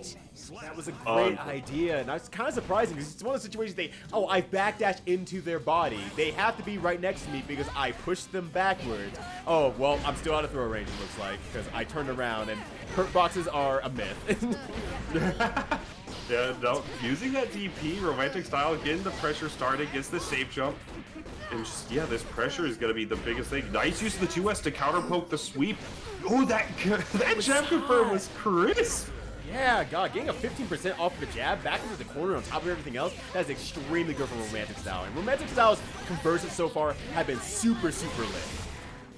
Yeah, and now has 100 meter on deck. How will Romantic use it? Yeah, just use it a little bit to just FD out, YRC, get some pressure on their side, and now trying to find the opening, but then, yeah, good poke with the low profile, and just high up game 1 right now. Round 3, let's get it. Yeah, and that's kind of one of those things about Ino players, like kind of like the difference between what makes a good Ino player and what makes a great Ino player. Being able to use those like pokes like 2S and 5H and 2H to kind of poke and counter poke their opponent to get their maximum damage off of it. You're definitely seeing that from Aletheia, and she's doing a great job of it, which makes it scary for romantic style to throw kind of their arbitrary buttons to kind of keep what they think will keep Ino out. Yeah, absolutely. In the same vein, like, romantic styles are doing a great job of rotating the offensive options. Like you saw, they're just able to get the counter hits, just changing up, like, okay, I'm not usually pressing here, so now I'm going to press my button and counter hit you for it. Ooh, that was a nice 5K, but unfortunately, no follow-up. Going to confirm straight into the super, and that's so much damage to close out game 1. That was some third strike style conversion right there. Just 2 hits straight into the super. They are trained to do that. That is years of experience. That's more than just playing Strive a lot. That's years of experience.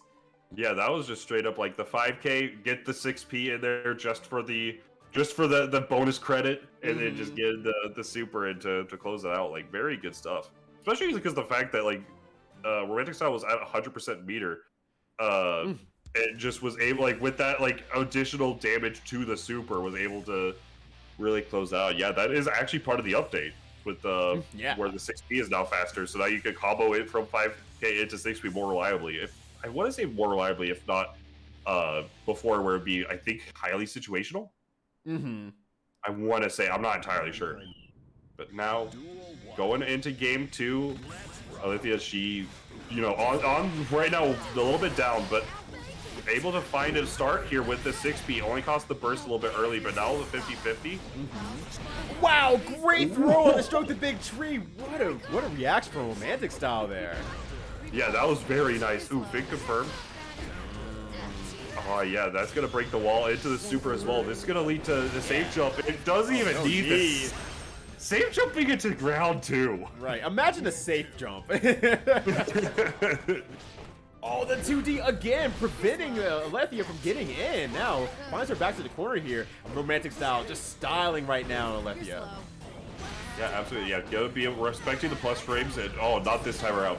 Gonna be able to get something started here. Goes for the overhead, a couple of staggered lows. Plus frames, you just gotta use that to extend the pressure, get the real close and personal. BRC, nice with the confirm from the overhead into the 6H, and now finding the ultimate, 100 meter on deck. Gonna use one for the YRC. Oh, that burst was a gambit and did not pay off for Aletheia. Now, even if she wins this round, unless she gets like the round goes real long for the next one, it won't be seeing it back. And now, yeah, goes for the double overhead this time, first time in the set. Yeah, it's like not the first time just she's gone for it just because, you know, she decided to go for it. This is the first time that she's had Romantic Style in a position to be able to get a mix-up situation that's a little bit more cheeky. But now we're back to business. Romantic Style just completely steamrolling over the matchup and just being so straightforward and forceful throughout everything. Oh yeah, that fast RC will do it. I didn't react. I'm not gonna lie. No, I got hit. Yeah. Like, I'm flying through the air right now with the greatest of ease, just catching on these freaking flyer miles right now. But damn, Romantic Style playing really strong here, going 2 up against Aletheia. yeah, no, that was definitely just a really good showing, and just like a lot of these situations, just Romantic gets the confirm, finds the knockdown, gets the OTG that leads into the safe jump, and you gotta guess. And Aletheia's been doing a good job of just using the FD to force Romantic out, and so that way a lot of the pressure they have to go for the earlier dashes or try to go for more of the throws. But now we're gonna see if this is gonna be like how that's gonna change in this game 3. Will Romantic keep up with this pressure? Oh, with that confirm, that was a really nice confirm.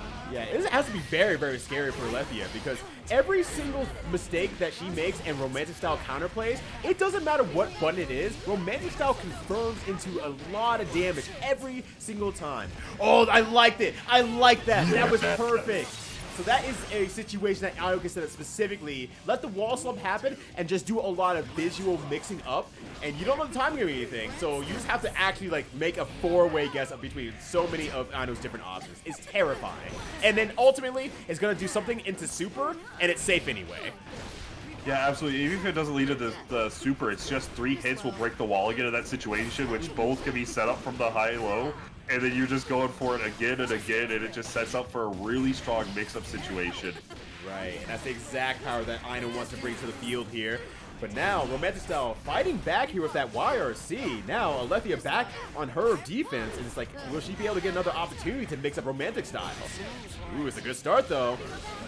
Yeah, finding this opening and now gets the corner situation. Baits out the burst. That is huge for Aletheia. Now gets the dust, but not going to be able to confirm off of. There we go. That should be doing. Yeah, the 5H going to hit that rift into well, not tying it up rather, but bring it up to score 2-1. Yeah. Aletheia not out of it. Great stuff from Aletheia there. Really waking up in that next match. Maybe just going a little bit more on the offensive. Really helped out a lot and caught Romantic Style just a bit off guard, which is, I mean, as an Ino player, is the exact thing you need. That half a second of, oh, I thought you were going to do this. I messed up, and now I'm knocked down.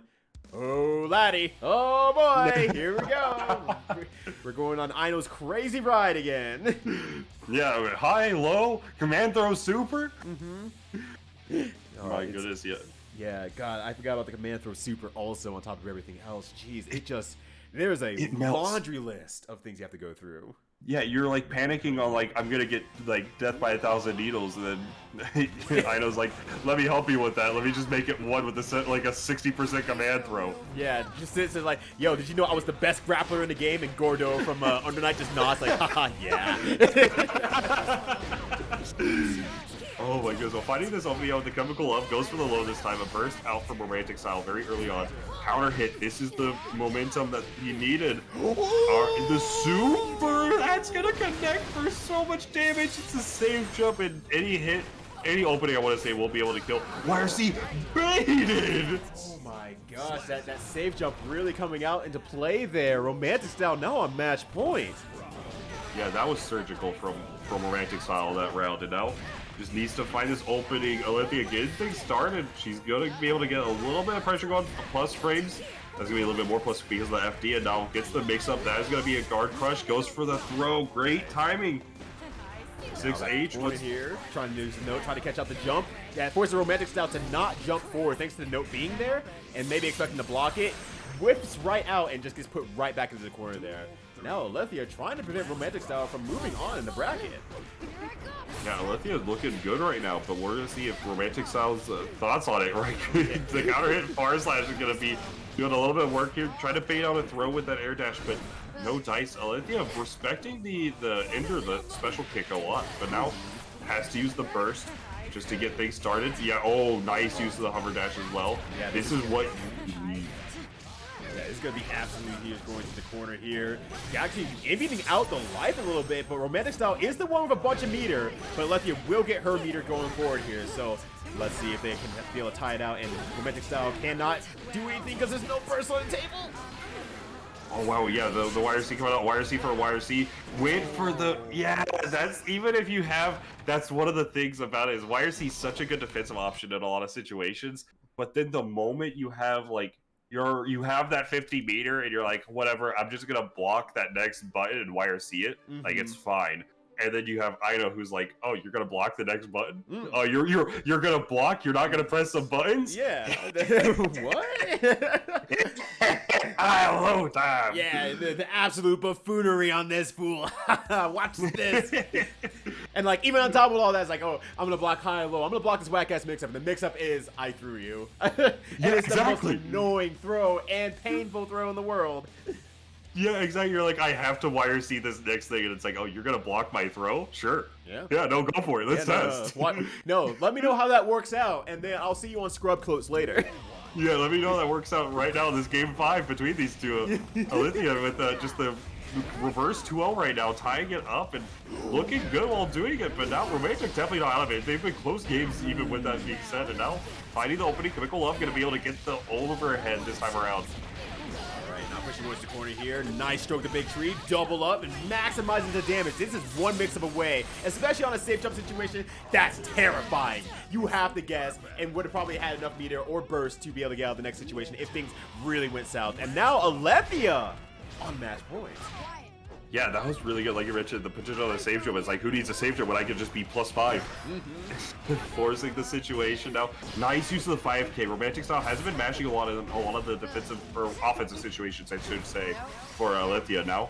Finding that opening. Oh wow, the burst. Yeah, I really like that burst. Just gonna force Romantic into the corner. Good block. Good throw. Now, like, the shoe is on the other foot here. Romantic style pushing so much and using that K9 cannon as a meaty gets so many plus frames. And Aletheia just has their back as well, trying to fight their way out, but has so little life, can only make so little mistakes. And there it is, the 5K to close it out. Now one apiece here, both of them looking to progress in the tournament. Yeah, this is down to the final, like, this is just down to the wire between these two. Like, very good set so far. But we're probably going to see both bursts come into play at some point. Just how will they be applied? We're about to find out. Romantic has it on deck, going to cash it out real early. Yeah, does not want to get any momentum started, but Aletheia going to be able to take a turn. Goes for the hover dash low this time around.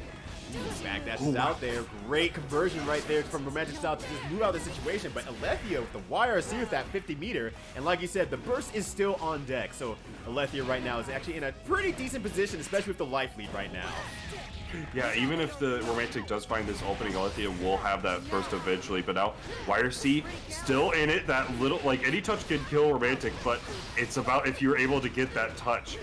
Oh yeah, K9 Cannon gonna be able to get something started. Yeah, finally. Oh yeah, calling out the axe kick the moment that it was the most important. It just went for that 6P. The quick cancel into the stroke the big tree. Gonna be a low that's gonna close out the set with Aletheia taking a reverse 3-0. tying it up with the 3-2, like Yeah. the reverse sweep. And it's funny because earlier I saw in the chat, Aletheia was like, "Oh yeah, I rewatched my earlier match." I'm like, "Oh wow, people have heard of me." Well, no shit. Good. Have you seen your matches? You're this good. What do you mean, people? Wow, people have heard of me. You're damn good. Revel in it. People are loving what you're doing, and keep it up. You are whooping ass in this tournament, Aletheia. Moving on.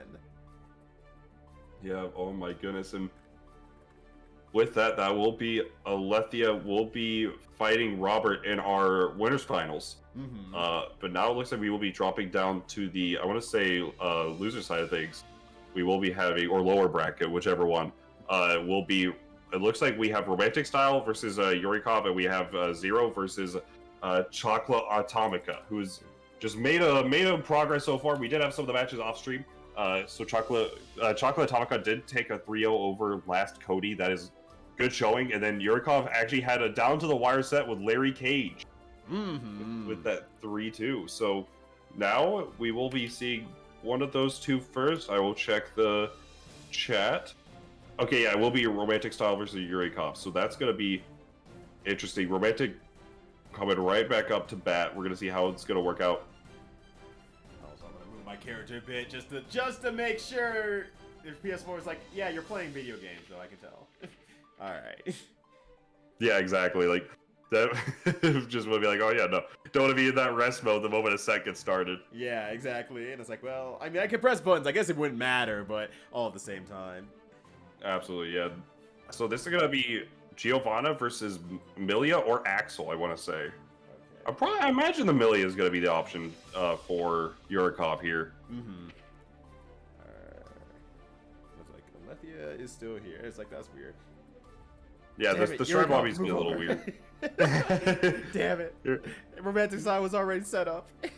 Uh, I have some time. I'm gonna hold out. If you're flips the script here. But if not, See, not the biggest. yeah, I mean, I could just say, I could just add him in the Discord. I mean, you could, but I'm having an exciting time here. Oh, okay. You're trying to see, Yeah, there we go. If Yeah, I yell that's loud good. enough, people will listen. That's It's how the just- U.S. presidency works, anyway.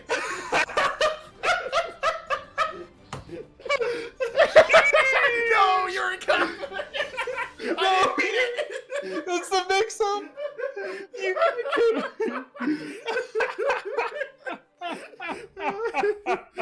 Oh my goodness. Oh, and if you I want to deserve mix that, I deserve Yeah. that. I and earned if this. if you want to mix people up with the greatest of ease, head on over to hitbox.com. I want to say hitboxarcade.com/Vortex Gallery. One of the big sponsors for the event. Gonna be a great controller, very ergonomic. Gonna it has the benefits of a fight stick while not being better for your hands, and it's great for you have certain inputs can be a little bit easier to do. Some things are obviously a little bit harder than others, but overall fantastic controller. And thanks again for Hitbox for sponsoring the event. We also will have some nice drip to go with your controller. We do have 86. Tell them about 86 there, Ryuno. Yo, 86 with the official merchandise has been the official merchandise of the FGC for quite a long time, starting with Squirrel Girls and now bring it throughout all various games within the FGC. They have been supporting the community, and so definitely if you want to give back to them and get some sweet swag out of it, then go on over to 86.com and use the 10% code for these Blaze Blue and Guilty Gear merchandises. So you see on screen there for Blaze Blue, VRTX BB2021. And we have the Guilty Gear shirt here with Soul Ass Guy on there. Look at that chest. And we got that for 10% off the coupon code VRTXGG2021. Both these coupons expire September 30th. So check it out, give them some love, and come out with that real good, actually cool anime swag. Yeah, and especially if you're going over to Pinnacle with some of that swag, is going to be a nice look for you. Going to be October 8th through the 10th. So this coming weekend, I want to say, not this current one, but next weekend it will be over in Vancouver. We do have many good tournaments with a lot of big prize pools going over. So if you're trying to get into some of that CF Action 750, Strive, if you're over in that Vancouver area, 4K for the pot, if you're in the area, check it out. Mm-hmm. And it's definitely put on by a lot of I want to say I want to say a lot of the people have been like known for having just Pinnacle having a great time, good stuff to them, and keep up the good work. And yeah. And I believe both players are here, and I have been mixed for the final time, so I will switch their names, and they can get going whenever they're ready. Yeah, all right. So it looks like they're good to start while we adjust the names. And I mean, this is gonna be interesting. So going for the romantic is stuck. Oh shit! Oh no, I don't think I turned my hit on. Shit! All right, I have to cancel out the room.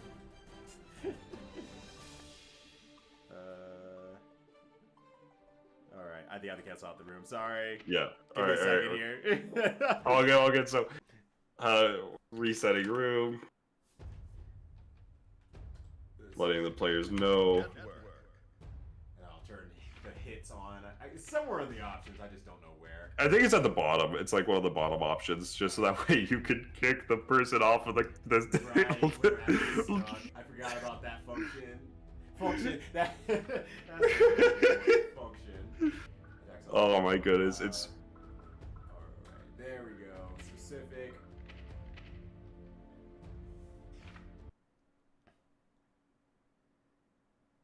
Oh my goodness, yeah, just like that. Now we're gonna have.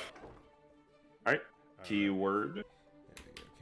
I can type it out. Oh, too late. I was too fast. Oh yeah, you got it. Yeah. Oh shit. I did it wrong. Oh wait, you did it wrong. Never mind. No, I did it wrong. I did it wrong. Hold on. Let me. Don't need to mix them up. The Y's next to the T. What can I say? Gray.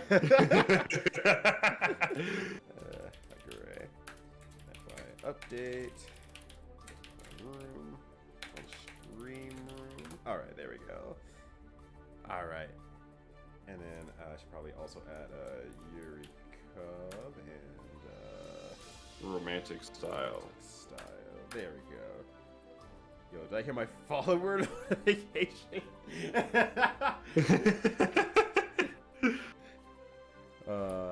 Actually, as a matter of fact, I haven't even got to look at my follower list all that much. Yo, thank you for all the follows, by the way, throughout this stream here. I greatly appreciate the support, even though I'm coming in as like a pinch hitter for the stream. So thank you all for supporting. I greatly appreciate that. But make sure you put your main support to Vortex Gallery. Yes, I stream and all that sort of stuff, but make sure that Vortex Gallery is the one who gets you love, especially Guzman Gaming 1, who was supposed to be streaming it, and unfortunately, circumstances hit. But we're putting the C in community, so I'm here for you. Hey, that's good to hear. So now, with that, oh yeah, you gotta get that little bit of a delay to start things off and catch up here. Yeah. All right. And now that really looks like we're all caught up, and now fighting the opening. Yeah, this is like Yurikov. This is the thing is like, yeah, Yurikov. I was about to say it's down that life total, but just fighting this one opening can be huge. The wire C for a wire C, run up throw. It's gonna be 50-50.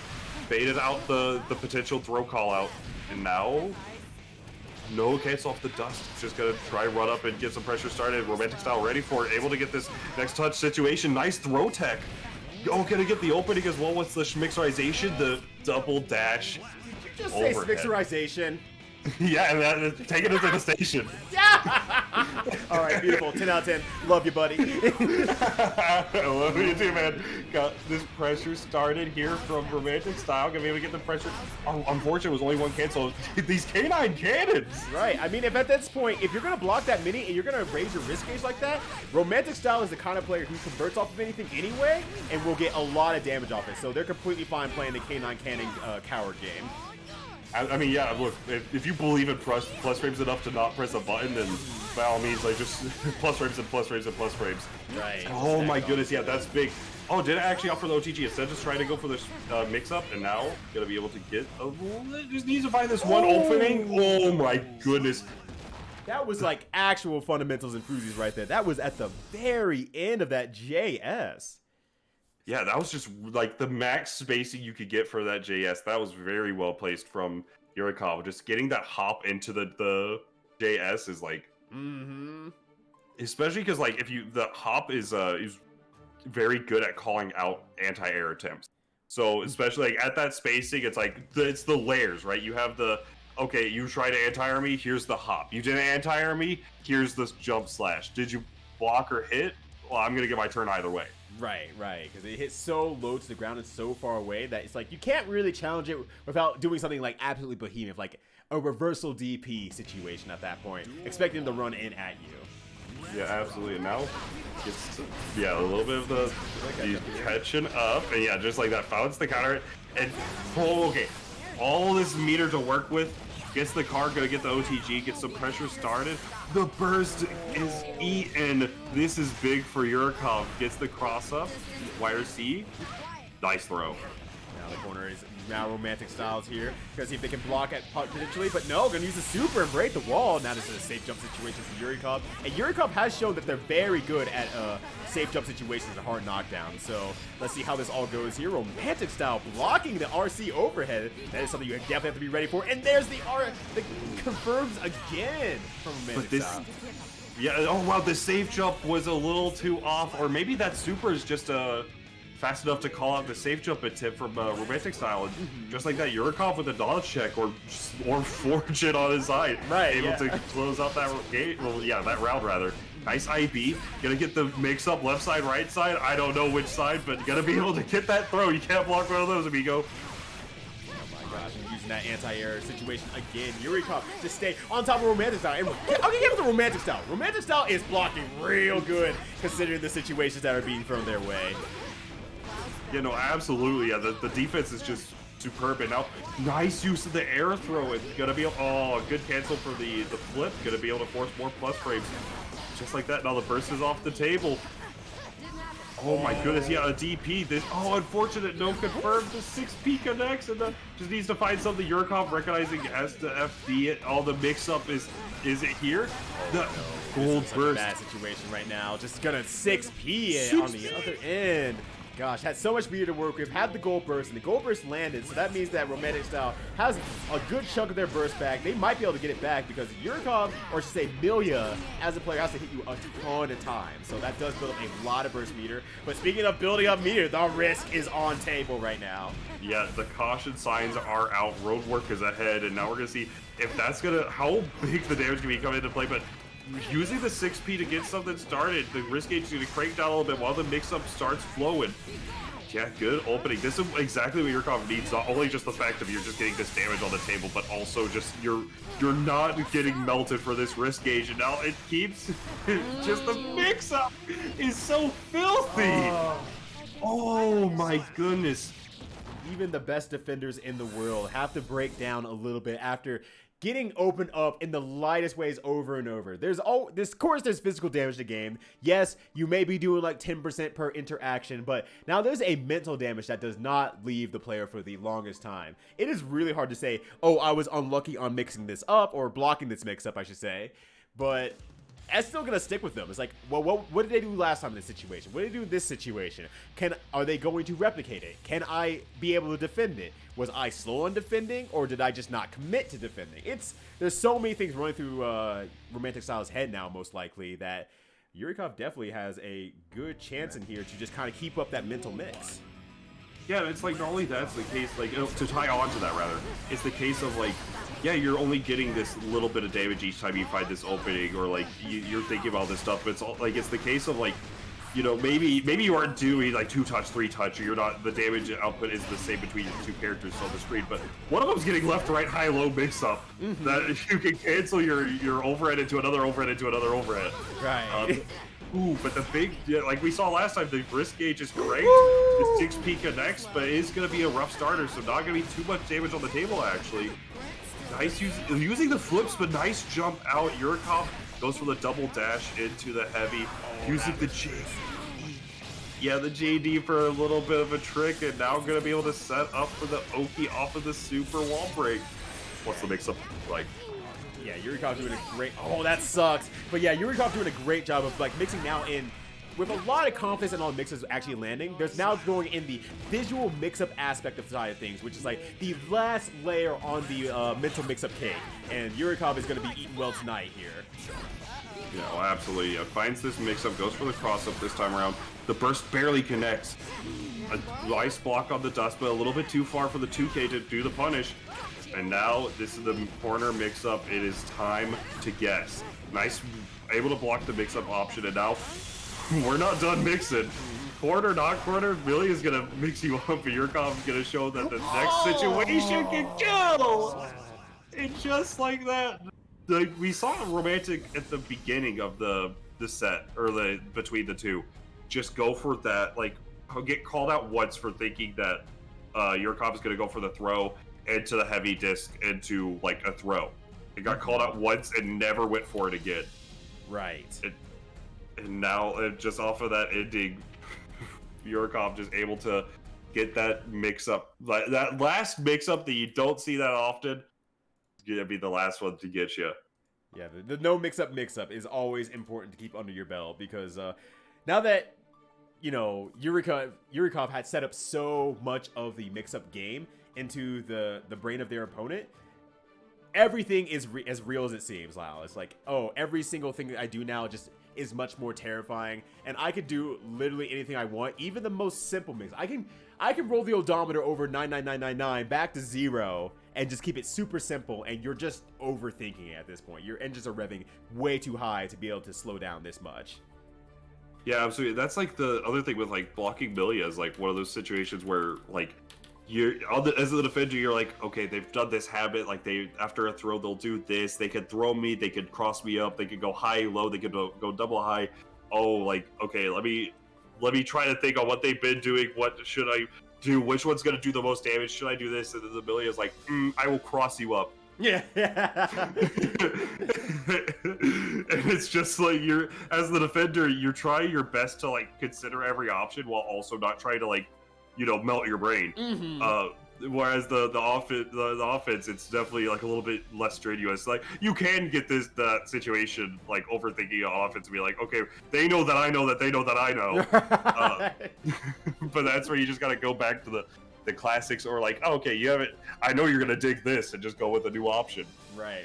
And I mean, even in like those situations, like maybe there's kind of like a relegation point where you just say, okay, you're overconfident now. You're going to be going for options. I'm going to super or just DP on Wake Up now. Like, screw it. I'm going in for the full damage and taking my turn back by force. Oh, absolutely. And speaking of force now, we're going to have Chocolate Atomica, who showed some force the first time he was on stream, which is very aggressive playstyle versus Zero. Now let's see how it's going to go down between these two. Chipp is made out of a paper bag, so he will die to whatever Zero is cooking. He might be dead. Case in point, I think, right now. Yep. Yep. I like how also Chipp is not made out of, like, paper, like, which could, like, be multiple pieces of paper. No, just one paper bag. Just a singular paper bag makes up the entirety of Chipp. And not even, like, one of those ones that are, like, the thick brown paper bags. It's just, like... that 99-cent for, like, 200 of them paper bag. Yeah, the one that you get at the fast food place, and you know the moment it leaves their hands, it's gonna break. Yeah, it's just gonna disintegrate the fries into your hand. But now, this time around, Chocolate Atomica was able to find the opening and get Zero on the, like, bleeding. Oh, throw to get things started, the wire C out, able to get the 2K to the combo, and now it's a 50-50, and just like that, the Alpha Blade is going to connect. Yeah, absolutely. Oh, wow, nice 2D on the jump in there, working as a functional anti-air. Hey, that's pretty all right. And even though that nerf J2K from Chipp, definitely still does a lot of work in most matchups here. You still have to be very, very ready for it. And I think Chocolate Atomica is going to do a very good job just mixing things up just enough to make it very hard for Zero to counteract. Absolutely. It's definitely, like, the nerf makes it a little bit easier to anti-air, and it's a little bit, like, worse just, like, as a go-to option. But, oh, with never getting hit on the dome with that one, it's going to hurt. But, yeah, he has to use the burst. And now it's down to this situation. Blocks the overhead. Tries to jump out, try to bait something. The wire C to keep him in the corner. I'm not trapped in here with you. You're trapped in here with me. Right. And Chocolate actually doing a great job using backdashes on Wake Up. And Zero is whipping a lot of things on Wake Up. And Chocolate is really capitalizing on those situations, getting out of the corner, and then finishing off Zero all in one fell swoop based off an extremely good backdash. And it's just very consistent throughout with it. And that gets them the first point.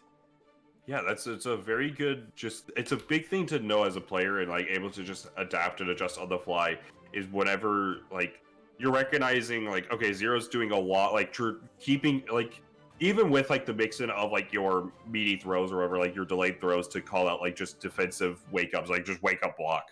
Like just recognizing, going for a lot of these options that if you just delay that backdash, you're fine with blocking it. And you know, sometimes if you want to, if you don't want to delay it to call out the normal, then by all means.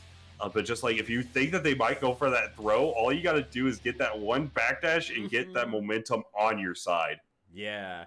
And I mean, even on top of that, like even if they kind of do like that safe kind of like normal 5K move and whatnot, and there's just enough recovery off of it to get yourself a summer frame advantage, that is huge for most of the cast, and that will pay off super well.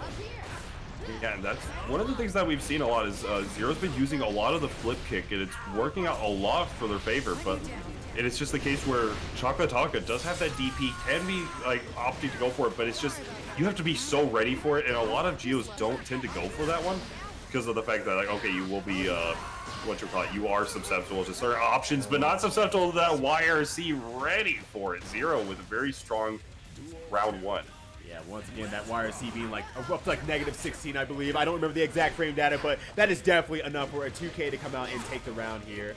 And now Zero seems to be trying to chase down Chancla a little bit more here. And with no luck, Zero's kind of getting a little bit run over here with the options that Chancla is still very brave to throw out and making sure that they fight back as efficiently and as effectively as possible.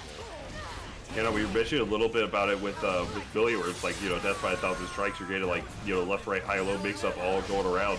And Chipp is a very similar character in that sense, where you're getting mixed up for all these things. It's not doing a ton of damage, but you have to guess right again and again and again. It can be very mentally draining. And now, using that burst to just call out the forward movement, RC can't burst that one. And yeah, closing out that round. Oh, and the taunt? Was that a taunt? Yeah, that was a taunt. That's, oh, my man is feeling it. 6Ps collide. Yo, that was very clean and clever. Now both of them, now Chancla fighting to the fourth corner here, but 6P resurrected. Tries to go for the throw, but the BRC, they went for a jump version of BRC, so they were airborne on that one, and the throw does miss, but no real punish off of it for Chancla Tomica. Yeah, now just try to get this option. Yeah, try to go for that little bit of a shimmy on Zero's wake up, and now gonna be losing his turn for it. Oh wow, what is plus Ripstone non-believer? Using that 2K to try to get out of the situation. Now getting the throw after the YRC. BRC gonna go, and unfortunate, was not able to get the full combo off that jump heavy. Now that jump heavy also no confirm the DP is gonna come out next. Take a kill for either character in the delay. Rekka, very good mix up there from Chocolate Tonka. And this is the exact same way that Chocolate Atomica won their previous match, where they were on that last hit situation. It's like, okay, now I hit with this Rekka. Am I going low or not? Yes, no. And it really catches that jump out extremely well because of the fear of the throw or the other follow-ups that might happen. Absolutely, yeah. This is just very good awareness, and that's the one thing.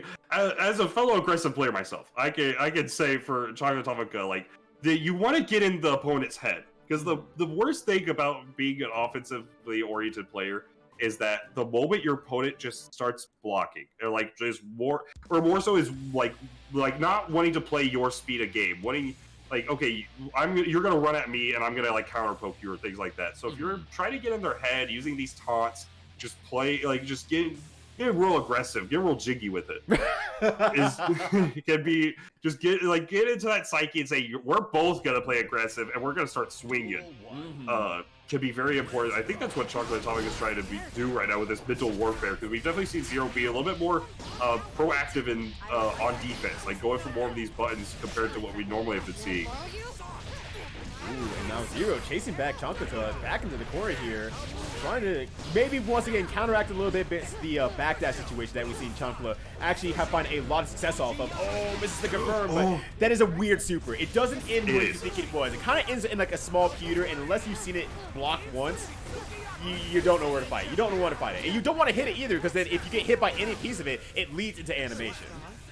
Yeah, exactly. Like, it's definitely one of the ones where it's like you can whiff punish it, or like you can contest it after it's done whiffing, but it's like, are you done yet? Are you done yet? Yeah, if you run into any of these fists, then it's your problem. Right, exactly. Hey, I'm gonna start swinging my arms like this. And now Zero trying to swing their arms back and their legs and their dog all the way back to his Chancla. finding themselves in the corner here. Nice BRC to try to jump out there. Nice J2K on the slowdown. Makes it very hard to anti-air. And now the mix-up city. Oh my god! Again! Chocoto is crazy! Dude, Chocolate Atomica is giving him Oh my god. my Okay. God. Chocolate Atomica is playing with a level of disrespect to make sure their opponent comes in on them. And it baits out a lot of stuff. But 2K takes it again against Zero. And that leaves Chocolate Atomica moving on to the next round. Yeah, oh, that was mad disrespectful. But able to use just like go over that mental warfare, just getting like really feeling themselves in. We were talking before we went live about it a little bit. Just if you haven't popped off a little bit before the game is finished, have you been playing fighting games that much? Yeah, are you really living? And I feel like that's definitely a part of Chunkless playstyle. That very I'm going to add frustration to you being on defensive, you getting hit by stuff. Because if I can add more of that onto you, that's the more impatient you get, that's the more mistakes you make, and that's absolutely how I want to play this game. And as we were kind of even talking about earlier on the stream, before we started the stream, there's that online has that comfort level of like, or I should say these tournaments have their comfort level of being online, being at home, being in your personal, generally optimal setting that you can set up yourself. And I think Chankula is getting a lot of that right now. Just saying, yeah, cool. It's a free tournament. I didn't have to go anywhere. I might have spent tonight at home anyway, just big chilling. I have nothing to lose by going full ham like this and really just throwing everything out on the table. Yeah, it's definitely like one of those ones where it's just like, you know, you're just hanging out at your PJs, just playing in a free tournament. It's like if you know, if you do explode, then hey, but it like if you do explode, then nothing's happening. Like it, you know, it's free to enter. That's just I'm hanging out, having a good time. Yeah. If you need to go to sleep after a sick ass mix up, you can. You're in your pajamas, like you mentioned. All right, so it looks like we will be. Oh, it looks like we're running loser semis first. Maybe. I'm just going by my list here. Gotcha. Yeah, it should be. Normally, it's winners finals and then losers semis, losers finals, grand finals. Let me. Yeah, no, it's. Well, they're saying wait, so they're gonna get in the back. They're gonna figure out on the back side here. We're gonna figure out on the front side here. Yeah, it should. Okay, yeah. It's all good, Chipp. You're good.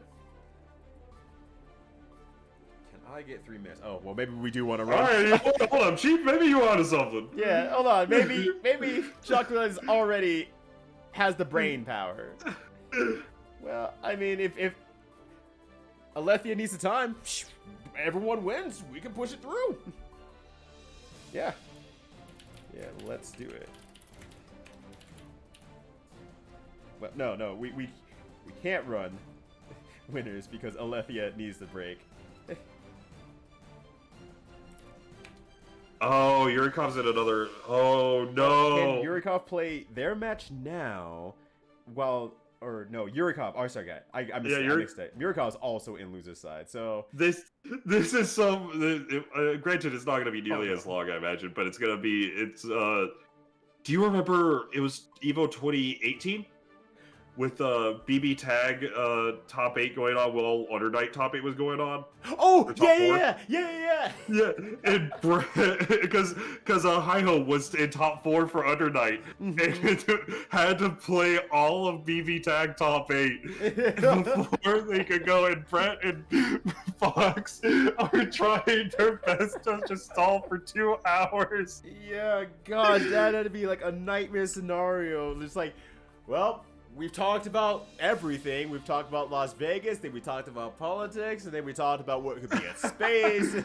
Look, I love you, buddy. I got stuff to talk about. I'll be back in like 15 minutes. Yeah, exactly. Oh, that was so...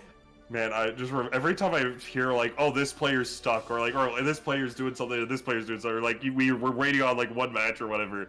I always just remember that and just like them waiting, because it was Brett was supposed to stream the top 32 for CF that year for any Evo. Oh yeah. And we were all like, just kind of like, we weren't like, it was supposed to be like that was supposed to finish up. He was supposed to have a break and then able to set things up and whatnot. And then so that was his stream, because while BB Tag was finishing and a bunch of the CF players that were watching were like, all right, let's come over and and get ready for top 32. Mm-hmm. And we're all just look over, and Brett's just like, finally, a match.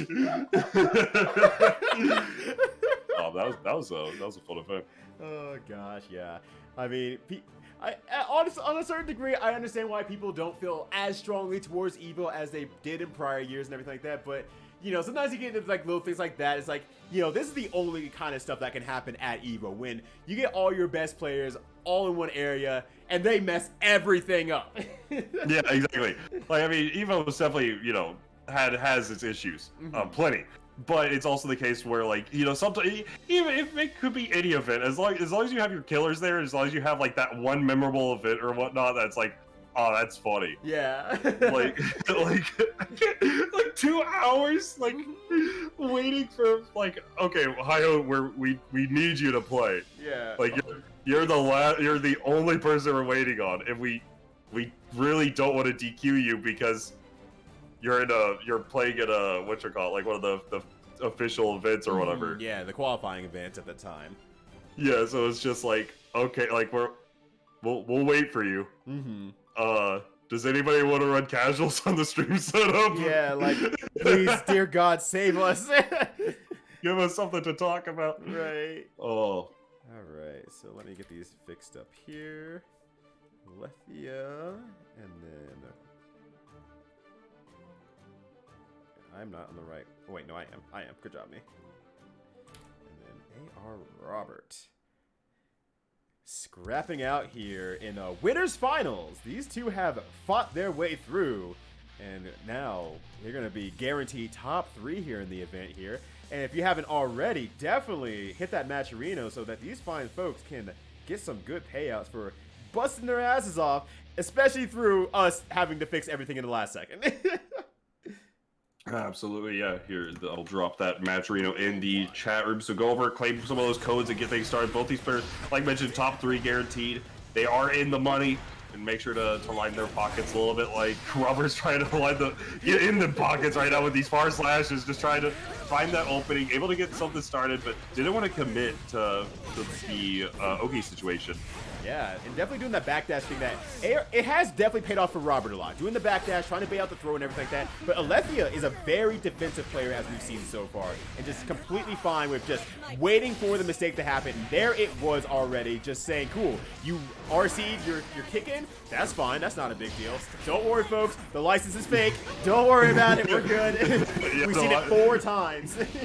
Yeah, the license not going to be the issue, but right now the big issue right here is, oh wow, the 5K going to call out the JD situation. Nice use of the JPs. That's one you see more traditionally, just getting the double overhead into the plus frames or the command throw. Or even the low. It's such a dangerous situation. Right, absolutely terrifying. And right now, Aletheia is doing a great job navigating Robert's options right there and just trying to mitigate all of them. So like backdashing on the far slash situation when it's at its furthest range, whiffs out anything else, but at the same time, even if it does hit while they don't have meter, it does minimal damage, not too far away, and it forces Robert to make the approach rather than anything else. So definitely Aletheia weighing out the options that she has in every situation there. You know, it's very good, like, it was just gauging risk-reward, and are able to get the counter hit here. This is going to be a ton of damage, and Aletheia bleeding right now. This is not how you want to get the next bit started. Make it burst safe. Oh, unfortunate misinput on the FAF here. Now Aletheia gets a shot. Second chance at life. Got a ticket to ride. All right, nice mix up there. All right, the burst is out on the table. Goes for the super on the approach. That was so smart. And baits out the burst. This is going to be so good. So much damage on top of everything else. And Aletheia takes it. She's got a ticket to ride. That was so good. I mean, I know we were talking about popping off early, but I think that preserves a little bit of a fist, like, yeah! Just that fist rise. Yeah, I did it. Absolutely. And nice to timing the gold burst so that way you're able to, like, call out that gap there and just get all this meter to work with. Using it to wire C now, both tying up the meter. All right. I like that too. That bait out for the forward dash out in the air and force an anti-air to come out, and then using Soak the Big Tree to go under the 6P. That was extremely good. But now this is a bad situation for Aletheia, and Robert takes the first match. Yeah, that definitely is just a, like, even after you have one of those rounds like that, right? Like, you're just big comeback. Everything's right. You're in your opponent's head and you feel yourself. You like it. You gotta. Sometimes it's that reality check of that's just that one round.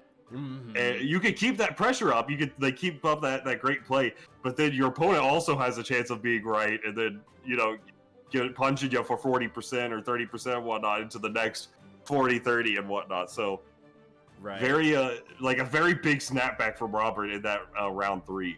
Yeah, and I definitely have to say, when you're on the opposite end of having a comeback, sometimes you have to sit there and say, yeah, but how did you get in that situation in the first place? How did you get in the 95% life deficit? Because the stuff I was doing worked. So I think Robert saw that a lot. It's like, yeah, there's a little bit of adaptation I could do there, but ultimately, everything I've done up to this point has worked.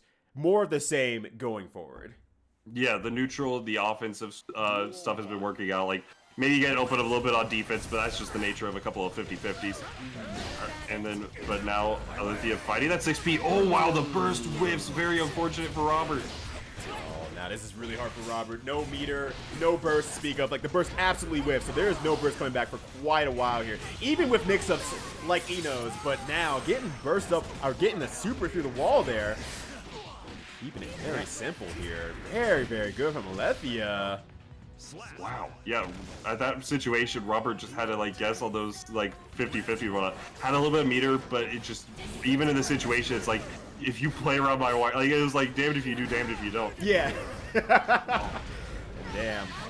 Aletheia is doing her best right now. Oh, that was sick. The backdash JK crossing up on the other side. Doesn't look like it's going to hit, but once you stand up into it, you're already in Mix City, baby. And now it's looking really hard for Robert. Oh, wow. Finding that opening and now going to be able to get the wall bounce combo. Going to be able to break the wall here. Get that positive bonus. A little bit of meter on deck.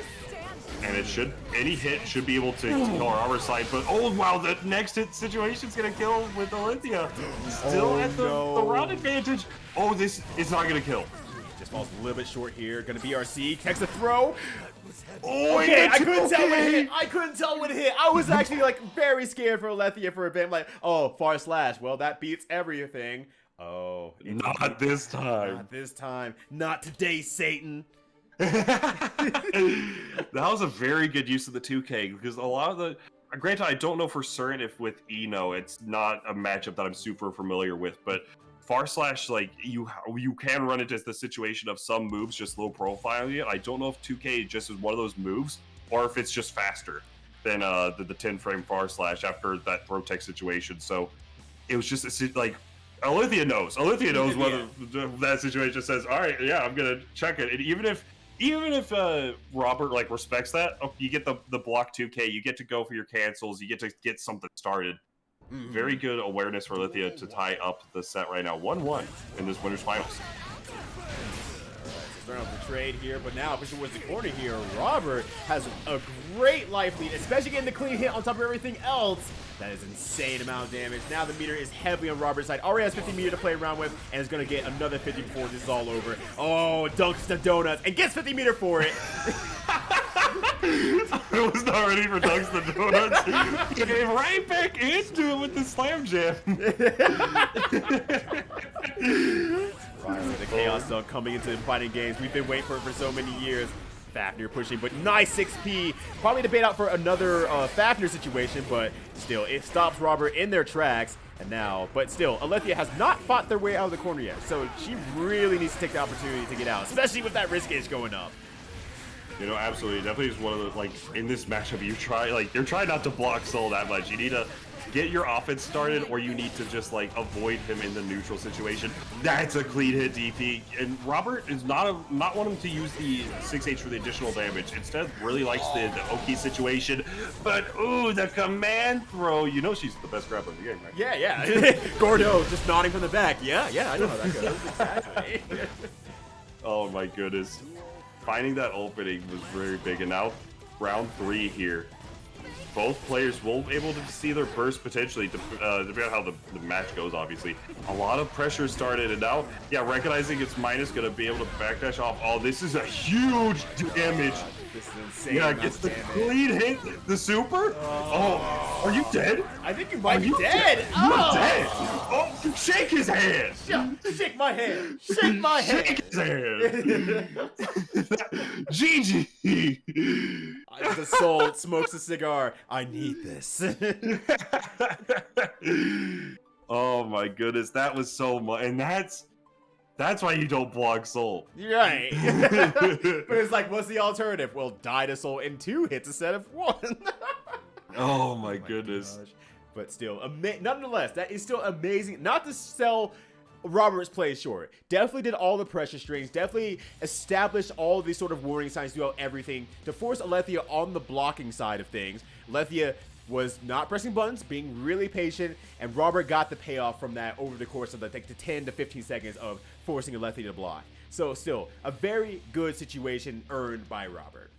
Yeah, no, absolutely. Robert has been doing a really good job, like, even though, like, you know, if you're looking at it from, like, oh, what got the hit, and just looking at strictly off of that, it's like, okay, yeah, I've got the hit, haha, funny damage. But, like, Robert's been doing a very good job of mixing up, like, what he's doing on offense, where to apply, like, these low damage options just to get these, just to get pressure going, so you can get these big hits, you can get these big dumps, and you can get that Twitter clip. Right. Yeah. that's the true importance of this game. Whether you get not paid or not from the tournament, marginal. Where you get retweeted for doing that cool stuff in tournament, that's a lifetime, baby. Absolutely. How many engagements will you get for landing the funny combo? But now gets it again, and now, oh yeah, oh wow, unfortunate. The 6H just leaving Aletheia with that little bit of a pixel. It was not able to get to the start. Robert on set point right now. Yeah, and now this is very, very hard for Aletheia. I think Robert, I mean, after a combo like that, you definitely have to have a lot of just like, I'm feeling pretty good about myself, I'm confident in my options, I'm happy to play my game now, and you can just see Robert, and every single interaction here, just slowly pushing Aletheia towards the corner here, and Aletheia just fighting to keep out of there, and actually finding a lot of success right now. Yeah, able to get the mix up there. Oh yeah, just gonna go for the super. Believes it's gonna kill. If not, oh, just barely off it, but it will set up for the 50-50. Yeah. Goes for the hover low. Yeah, safe jump in and keep it a low, which catches the jump, which catches the backdash, which catches most options besides just blocking low, which is scary when you see someone hover dashing at you. Like great 6P to go through the far slat, or the 6S. That is actually a nerf on the soul side of things. Thank goodness. Yeah, here we go. Yeah, gonna be able to get this big combo. Oh yeah, able to burst out, and now that's all we're gonna see of that burst. Oh, the JH connects. Oh, was it ready for it? You can see where Robert was like, wait, that actually hit? Yeah, wait, crap, I'm not supposed to be this far away. Yeah. And it's also just the use of Aletheia using that barrier to her advantage. For hover dash, goes for the throw. Nice backdash from Robert. Gonna be able to go for the RC, get the wall bounce, like good the reverse combo here. Oh wow, did it go for it? Instead of just opting for the OK situation. Goes for the low and the OTG, and just like that, the quick cancel off of the 5K1 goes for the sweep, gets the OTG. Robert going into the grand finals. Yeah. Winner's side. And I mean, it score-wise, yes, it was the 3-1, but every match, Aletheia was definitely, she was in there and playing extremely well. And I think really doing a great job of counterplaying Robert as much as she possibly could. Extremely defensive, extremely patient, and unfortunately that did get killed in one of those rounds. And I think that kind of set the precedence of like, okay, maybe I can't win off of just good defense. Maybe I have to play against this player a little bit more, and I think that's where Robert is just the most comfortable.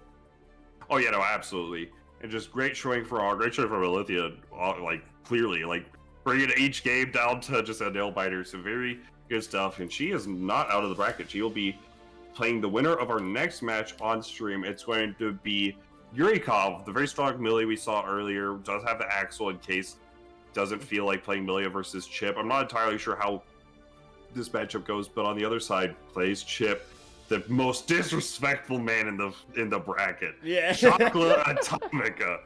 Got that atomic sandal just tossing it at people right now. Just yucking it everywhere. Just like that true mom favor. That true mom energy. Love it. Alright, I'll move that over there. Sweet. But once again, thank you all for the support. I've been seeing your hosts come through and the falls and everything like that. Once again, thank you all for your support. But make sure that the people at Vortex Gallery gets your support most and foremost, because I'm just more of a stand-in at this time. Yes, I stream on the side here, so if you like my voice on a personal level, feel free to come back at any time. I'd love to have you. But otherwise, make sure that you support Vortex Gallery. Make sure you hit that Matcherino, and make sure that you give Guzman Gaming 1 a follow instead, because they were supposed to originally stream the tournament, and unfortunately things came up their way. Their internet crapped itself just as Spectrum would. Yeah, no, the internet exploded. There's like things to fix up in the bracket and whatnot. It was like everything that you could possibly imagine that could go wrong happened, but we're still here, and we're about to have a great set here between a Chocolate Taco versus Yurikov. All right, gonna be able to get the pick up there now in the corner. Yurikov opts for the early burst. It's a good option to burst early in this game, just because you're able to see that burst like swiftly into the second round if it does go south for you. All right, tries to go fancy with it, but the flower's gonna bloom right on top of him. The 2H will barely connect, unfortunately, because I don't think the full pickup. Chocolate Taco trying to go for the mix-ups. Nice use of the JH, gets the hit, uses that to run in for the schmix-up. Oh, I love it! Chocolate Taco has definitely played a few Millias in their time, using the BRC from the get-go on the Okazeme to go up, elevator on up, and just float on and throw Yurikov down. Yeah, no, that was definitely like, there's so many layers to like, that, like, on paper, BRC is like a very difficult thing to actually pull off properly, but now with the RC here, gonna be able to get the burst out. Yurikov finds the bait, you gotta be able to get something started here, gets the OTG, able to get a little bit of pressure started. PRC to keep it all safe, double overhead, gonna crack the wall here, yeah, break it for the positive bonus, and now both players are looking quite good right here. Oh, ooh. And the first hit of the Rekka will do it. That move is very unpredictably fast, especially to throw it at neutral there. Moves for it just enough to catch you off guard. And Chocotomica takes the first round, or first match here against Yurikov. Yeah, and like that BRC situation, like, I just gotta note how disrespectful that is from Chocotomica. Right. BRC has startup frames. Like, you can't, like, and the thing is Yurikov can make that a safe jump, but Chocotomica is like, I think you're gonna air dash or, like, try to do something here, and I'm just gonna BRC up and just, like, disrespect you entirely. Oh, it's so... Chocotomica's just playing ridiculously right now, and I love it. Yeah, just absolutely insane. Just throwing out every option. Like, you feel like you have every single option, case in point. But there's always another option on Chocotomica's side. Like, oh my gosh. He backdash 3 times to stay in front of Yurikov in 16. God, just... Chocotomica is just really living their best life right now. And you love to see it, right? It's so, so good. I love him. All right, but finding this opportunity, the super will connect, and that's gonna. Oh, that will kill. Able to. Yeah, I was thinking that maybe he's gonna be on the wall, but no, able to get off the wall, but not gonna work out in his favor though. Far slash, just start things off, just contest the round, and yeah, just using that dive kick, gonna be plus, and gonna be able to connect to the 2K2D. Plus frames from the clone into the throw. Chocotomica's just getting everything started. All right, YRC here, the kind of turn back here. Just doesn't even care about having the corner. Just cares about getting the next mix-up. Next tricks mix-up. Oh my gosh, that was so me that it was tricky to look at. I think Yurikov probably saw it come out really early and thought, I can throw because they messed up by being too early. And no, Chocotomica is just completely on point right now, playing out of their goddamn mind. You know, Chocotomica definitely is like just presenting all these different options, and it's like the point where it's like, this player's been mad disrespectful this entire bracket. Just doing this, doing that. And it's like, oh, look at the dude, he just called him out. Like, with the, oh my goodness, the rising JPs, all right. Oh my gosh, all right. Goes on here, backdashes out with the BRC, rushes back in. Just every opportunity Choco has to get back in has been used so cleanly, especially with system mechanics on top of everything else. I've been really impressed with their system mechanics this entire time. You know, absolutely. And finding this opening, good rep for Yurikov, going to be most damage possible, I want to say. Now, going to be able to reset it back into the neutral. The Alpha Blade and diagonally going to be able to get the opening, and that's going to be it. off the additional damage from the wall break. Chocolate Atomica 2-0 right now over Yurikov. How did Chocolate Atomica get into loser's side? I want to say, I'm curious. Started out, it was before the top 8. Yeah. Who said? Oh, romantic style. Oh, okay. Yeah, if there was a player who could do it, Romantic Style is definitely the one who could do it. With every single conversion in turn against Chocolate Atomica, you know, Chocolate Atomica is playing very wild, does make mistakes, but makes them in such specifically weird ways that it's really hard to confirm off of. But we saw Romantic Style confirming off of like 5p into a single hit super. Yeah, that's definitely the kind of counterplay that you need to do against Chocolate Atomica. Yeah, it's definitely all about corralling the beast right now, and it just right now, we're gonna see if Yurikov is gonna be able to do that here. Gonna be able to early burst. Gonna be able to get things started again for Chocolate Atomica. Now, 100 meter to work with. What's it looking like? Just a wall break. Gets the Oki. What's the situation? The safe jump situation, no need. Just gonna RC, open up just by running in and going low. Keep it very simple against Chocolate Atomica. Yurikov taking a very quick first round. Yeah, Jeff, that's definitely like you're thinking so much about what I'm gonna do after this in this Oki situation that you aren't ready for just the mid. Right. Oh, no, very good throw there. Gonna be able to get the air to air, and now just both players just retreating to the air and trying to find their like good situations. Nice use the fast RC. Wall isn't gonna break, and wants to keep him in the corner. Finds the opening though. Yurikov counter hit the trade on the situation. R/connects, but no full confirm. Gonna be able to break the wall here with the disc. What's the 50-50? All right, BRCs again. Oh, that's gonna be good damage there. Oh. Yeah, that's a good option. We see Yurikov go for the throw against the alpha blade and the horizontal one, and it's a very good option to call out Chocolate Atomica doing that. But then it's the biggest thing is it's countered by the diagonal version. Oh my god! Gosh, that's such good damage. What a good anti-air situation. Yurikov really ready for it. Yurikov's landed 3 of the great big wheels throughout this whole setup. Yurikov is starting to warm back up, I think is what it is. I mean, Chocolate Atomica did come off of a previous match there, so a little bit more warm up in the hands aspect, so...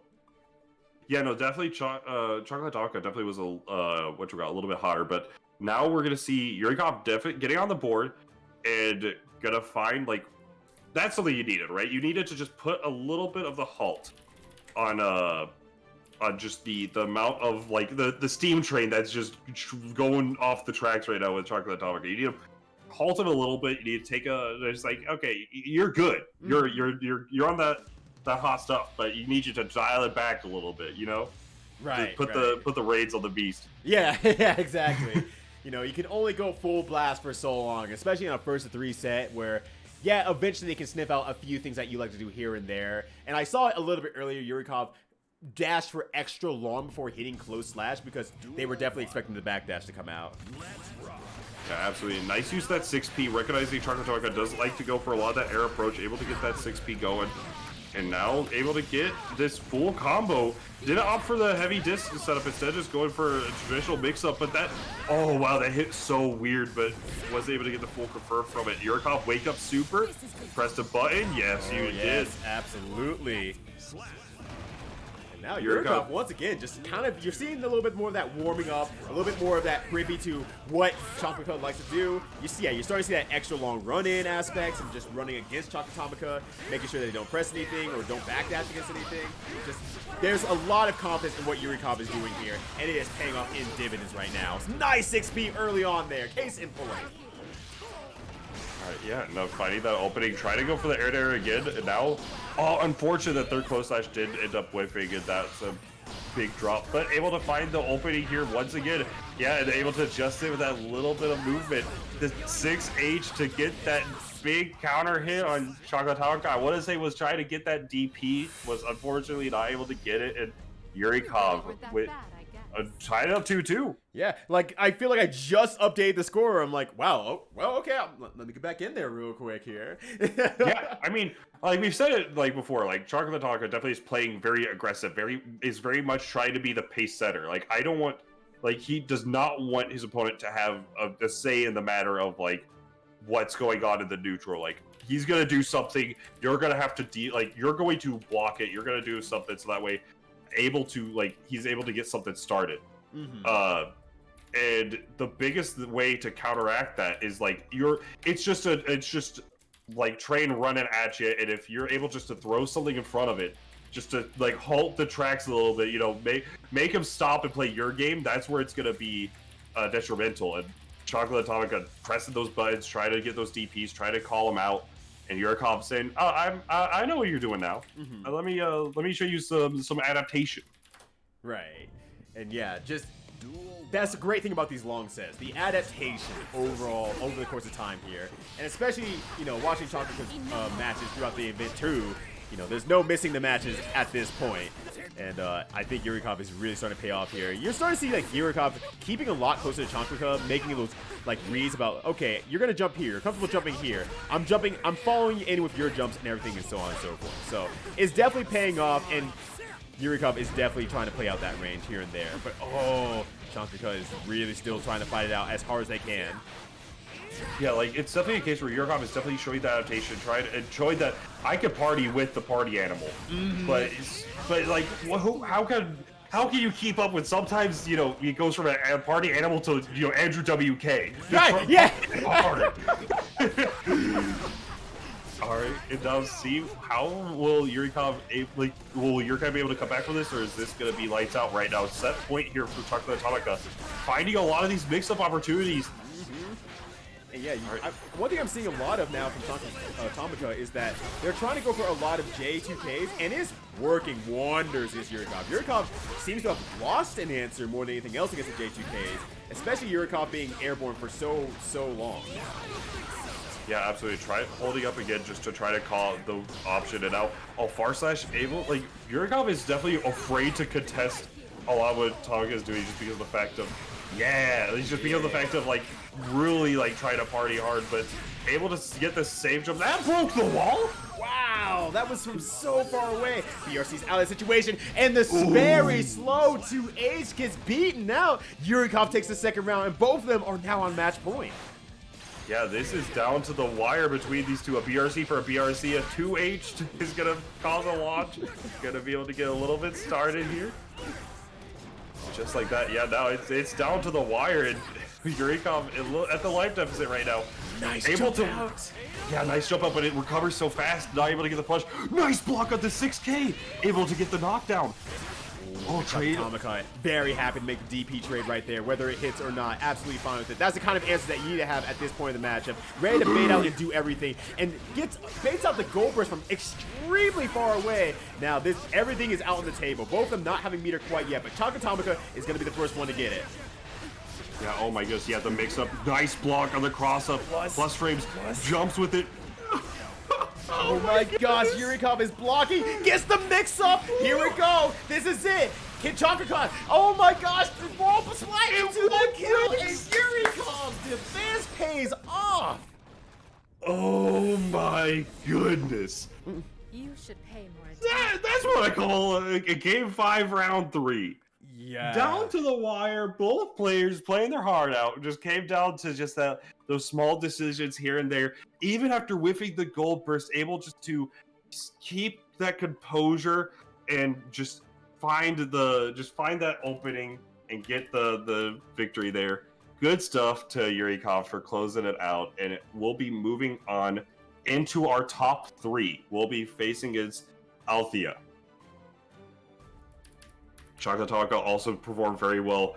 Very good stuff, but dang, especially on a set like that, that's when you're you know what, that was GG's. That's a handshake right there. Right. That was a well-earned handshake. That's definitely I think from all angles there, you have to be look, everyone played well there. Yes, there was probably an in-game mistake that one or the other is probably frustrated about, but it was a great match overall, and they both combated against each other and played through each other's differences in trying to adapt to one another. And you don't get to see that very often, I feel like, especially in a game like Strive, where you can kind of get steamrolled before anything can get mounted. And I feel like that was truly a match between two players who were really adapting to one another and trying different things along the whole way of the match. Yeah, and speaking of great amounts, over at that Mandarino, Lee dropped that fat 50 on the Mandarino, as well as Dr. Dubs with that 10 and T-Boat getting the Godshot T for that $5. That a $50 direct donation. Thank you very much, Lee, for supporting the Mandarino, and there are still 30 codes left. So even if you don't want to do a direct contribution, you can just go over, hit that claim code. You just log in with your Twitter. It's super easy. Everybody's got one. And just claim that code. It's right now a prize pool of almost $87. Oh, hey. Like, I mean, hey, let's get it. Like, yeah. each match so far right now is going to be in that top 3. Will be paid out. So these players are paying for the money at this point. Yeah, we got to remake that room. Yeah, give me a half a second here. But all good. While you have a half a second, definitely check out Hitbox. Oh, absolutely. Yeah, check it out over at hitbox.com/Vortex Gallery.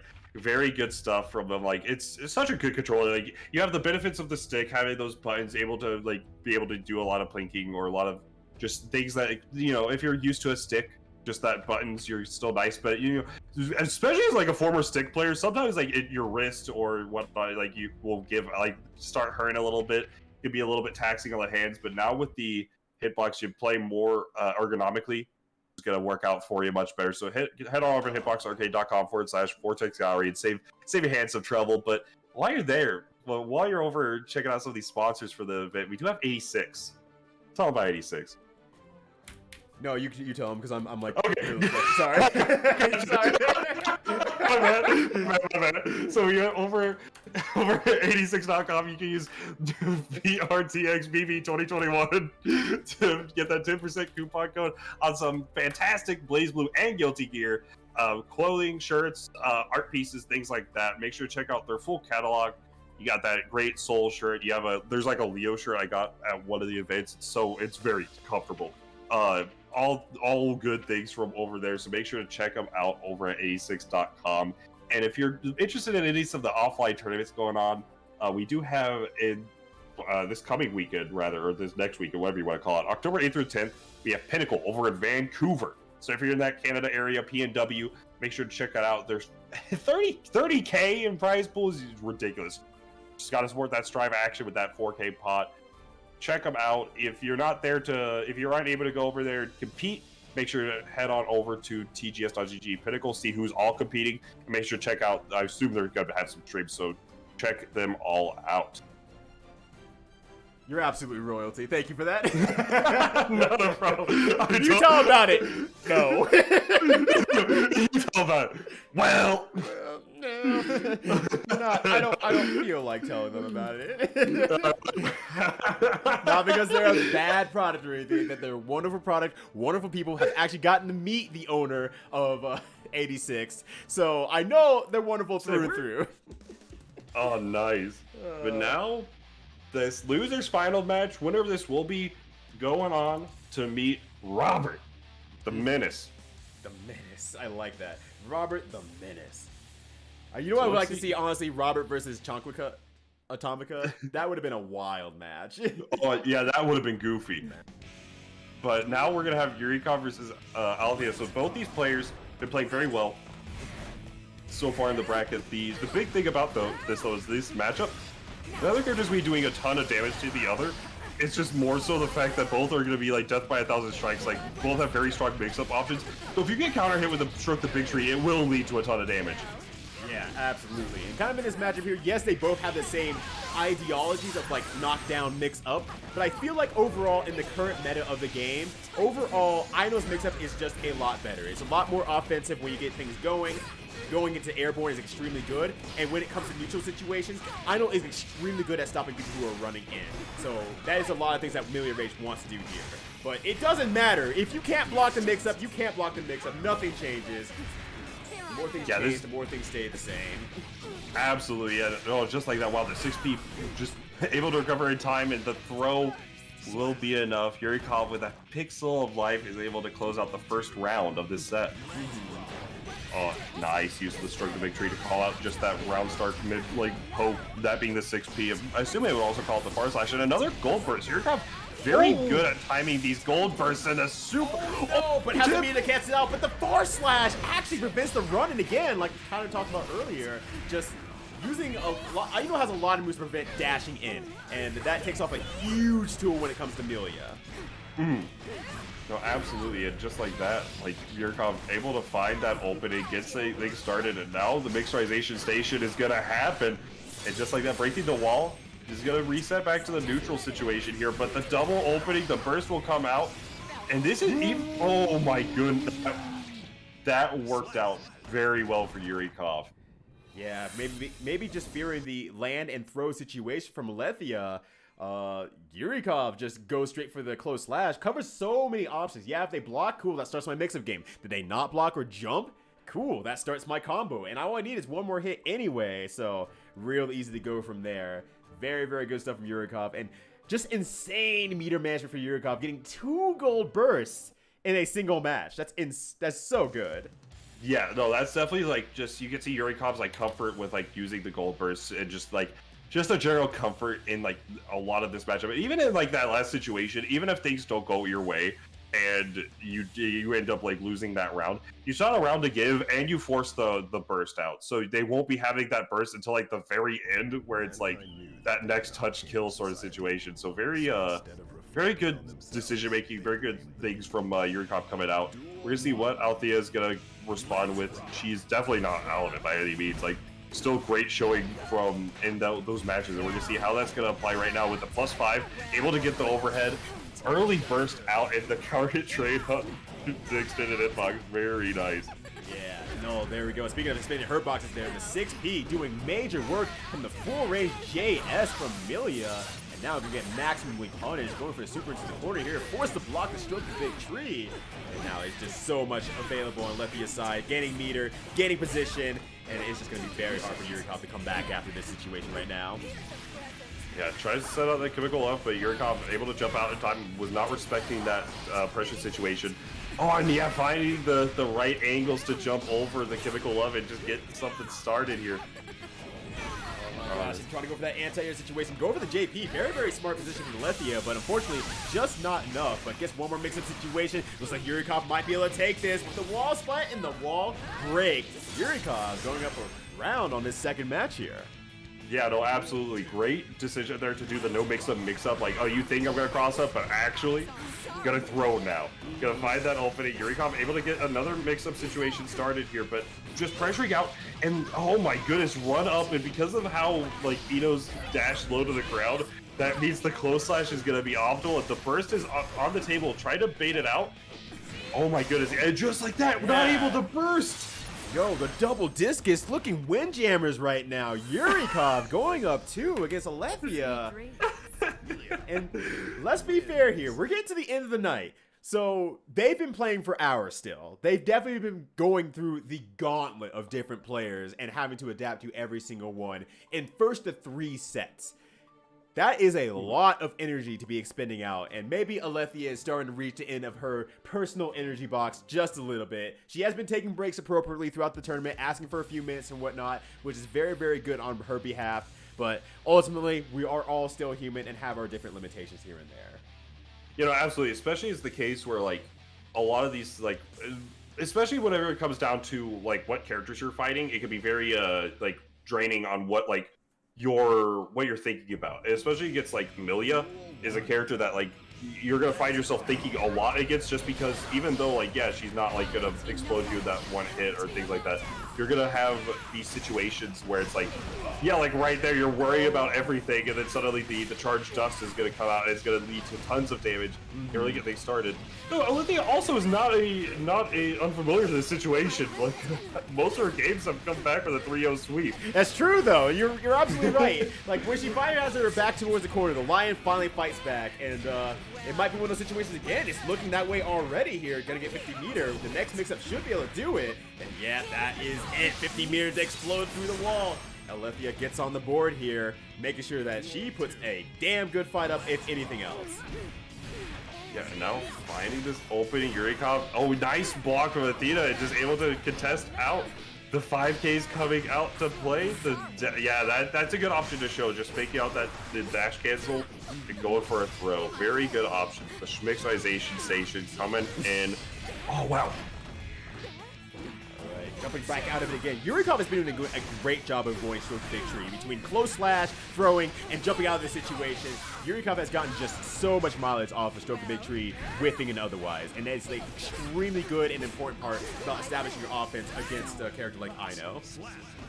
Oh, absolutely, and just like that, now like get out to round 3, game 3.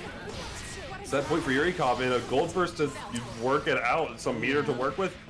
The counter hit that means you're gonna have to use that YRC to get out of the defensive situation. That you do. Aletheia uses the burst. Now they're both neutral on burst. That entire 5-feet?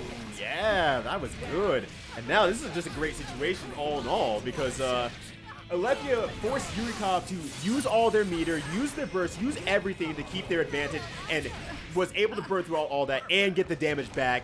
Yurikov was just on such a back foot, and Aletheia, she gets onto the board for the first of this set so far. Yeah, with the perfect no less. Like, yeah. That was definitely a like that last round, just everything was looking up Millhouse. Yeah.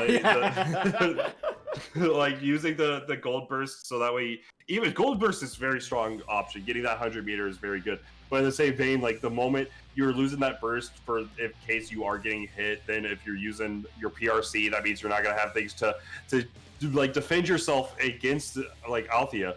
And the moment you just are running out of these resources, you're having to hold these 50-50s, that's where she's comfortable.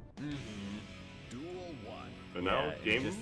Let's see if this comfort is able to move into this next match here. Because once again, like you mentioned, a lot of Aletheia's matches have come back from being 0-2 and pushing it back all the way.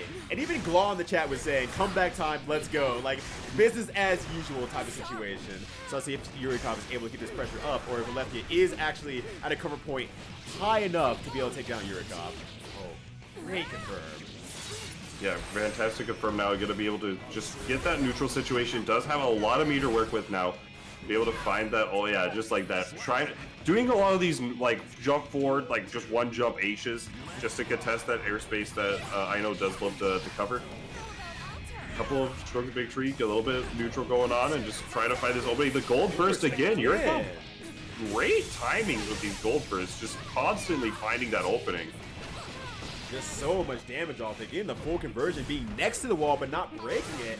This time for real, it's going to be a break on the wall. Oh, you get all that meter back moving forward here. And one more situation will do it. Nice block on the goal burst. Yurikov, the massive goal burst, doing them and baiting them all at the same time.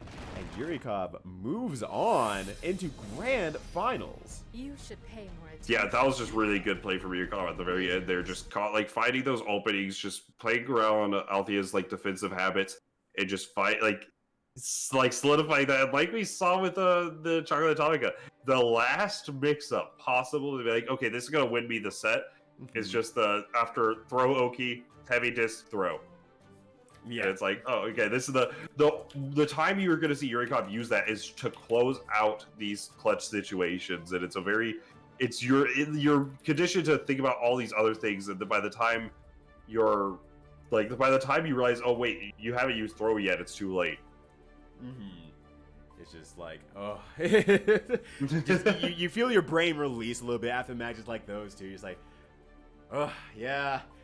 I kind of realize how on fire my brain is considering every single possible option. Does this look like the other thing that may have happened? It wears on you. It absolutely wears on you as a tournament player. And that's something to keep in mind if you ever go into any other tournaments, stream chat. Just always remember that everyone has a brain that will get overloaded at some point. And some players like playing on the offensive enough so they don't have to be on that point. But once you get them there, they will run out of steam just like any other player will. Yeah, one more thing too, but go ahead. No, the big thing with like a lot of tournaments like understanding what your opponent's trying to do, like especially like if they're trying to get into your head, if they're trying to make you overthink situations, or they're trying to make you like really think about certain things, or like just change the way you're thinking about it, like that could be a big factor. But one of the biggest factors when it comes to like tournaments, it's something I could suggest all the time, offline, online, and whatnot, is have a snack. have a snack with you, because getting that, like, you're burning a lot of, like, sugar, like, doing all the thinking and doing all this and that. So just having, like, an apple, a banana is just something good just to replenish your natural sugars. And just, like, yeah, hydrate, all good stuff. Like, just to, so that way, especially after a long turn, like right now, Yurikov's definitely going to need an apple after this one. But finding that counter hit, Robert trying to go for the speed run, but Yurikov opts the burst. Millia, any percent. But nice throw back into the, well, not back into the corner here, but still, gonna get the mix up regardless of anything. Gonna throw again, just really abusing Robert's inability to block into the corner here, just gonna make the most of it. And we have to remember, Yurikov did just come fresh off of the match. Robert has probably been waiting out just a little bit. And let's see if they're able to warm up enough to prevent Yurikov from making the comeback here.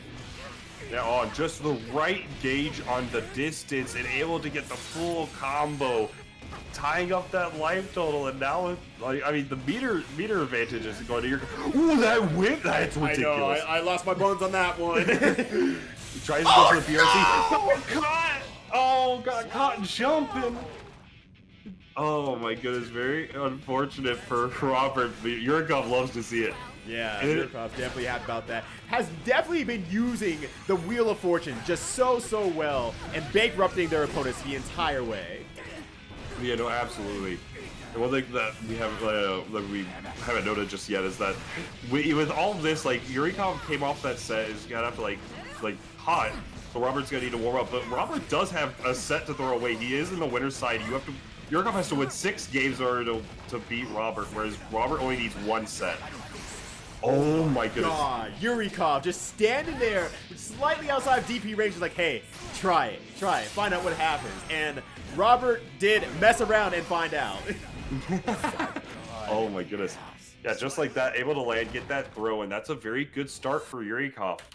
Seeing the hot hands coming into play, but will Robert warm up in time before the set it's over? Let's find out. I haven't seen how quick Robert adapts to a lot of, like, the player tendencies, so we're gonna have to see if that's gonna come in quick, and if it's gonna be just how this is gonna play out, and how Yurikov is gonna adjust to this. Yeah, and that's gonna always be the big thing. Do they adjust to kind of Robert warming up, and does Robert adjust to, okay, here's how Yurikov plays when they're comfortable. Can I break that and give myself enough room to actually warm up and get my own pace going? So I think that'll be kind of the interesting part here. But Yurikov, I think, has done a great job shuffling their options through here throughout the whole tournament, and in a very comfortable and safe way that most opponents have not been able to keep up in that regard. Case in point, baiting out the DP, then baiting out the burst on top of everything else, and that was just, I don't know what side that was on, so I'm spitting mad now. Yeah, this is all like the first 10 seconds of the second round, the second match. Oh my goodness, yeah, this is gonna be able to get enough damage off of that wall break to close out round 1. Robert has half that burst gauge. We'll be able to see the burst potentially, but it's like, it's gonna be at the very end. Oh, that's a huge counter hit. Yeah, you have to burst that. Alright, able to find, just able to go back into the air, go throw whips, go for another throw. Able to get something started here. Oh, there it is. That move that is very rarely used by Yurikov, using that cancel into the slide dash move. I can't remember the name of it off the top of my head, but has started using it now late in the tournament because they have not used it this entire time. Yeah, if they have used it, it's very rare. But now, just especially now against Robert. Oh yeah, there's no meter to cancel. Yeah, try to press a button after, like, you're trying to, you got a big gap in that button, my friend. Let me show you something. Right. And just like that, Yurikov's up 2-0. Yurikov's looking very nice. Robert's gonna have to just adjust mad quick on how, like, what Yurikov wants to do. And we know that you want to go over to that Matcherino before this tournament's over and just use those last coupon codes. There's a few left. I want to say it's like 30 left. And just go over there and just claim those prizes. Yeah, much appreciated, because right now Yurikov is trying to run a speed run on any Soul any percent. So make sure you do it now, because you might be out of time sooner than you know. So take the time to support these players, get that free Matcherito code in there, get more 30 more cents to the scene, and I will greatly love you forever. You know, absolutely. Try to get the Matcherito into like that 100. That flat 100 would be nice to see. But now, a big counter hit, good burst. Out. One more for the road. Yeah, here you go, son. You got 99 problems, and far slash is one. It's just, oh my god, yeah, this is gonna be an RC situation. Not close enough to the corner to be, like, get all the damage possible. And, oh wow, the block on this slash volcanic viper. Gonna try to get something started. Yeah, cross up into a throw. Try to play around that DP with all of his life. Yurikov finds that super. And I think the one thing that Yurikov's rush right now is right there, the burst. Wants to get that burst so that even if they go into the next round, they have a great advantage. But it does suck that they made it that far, one mix-up away, and the DP comes out in the last second there. Very unfortunate for Yurikov, but still a great situation going into the second round here.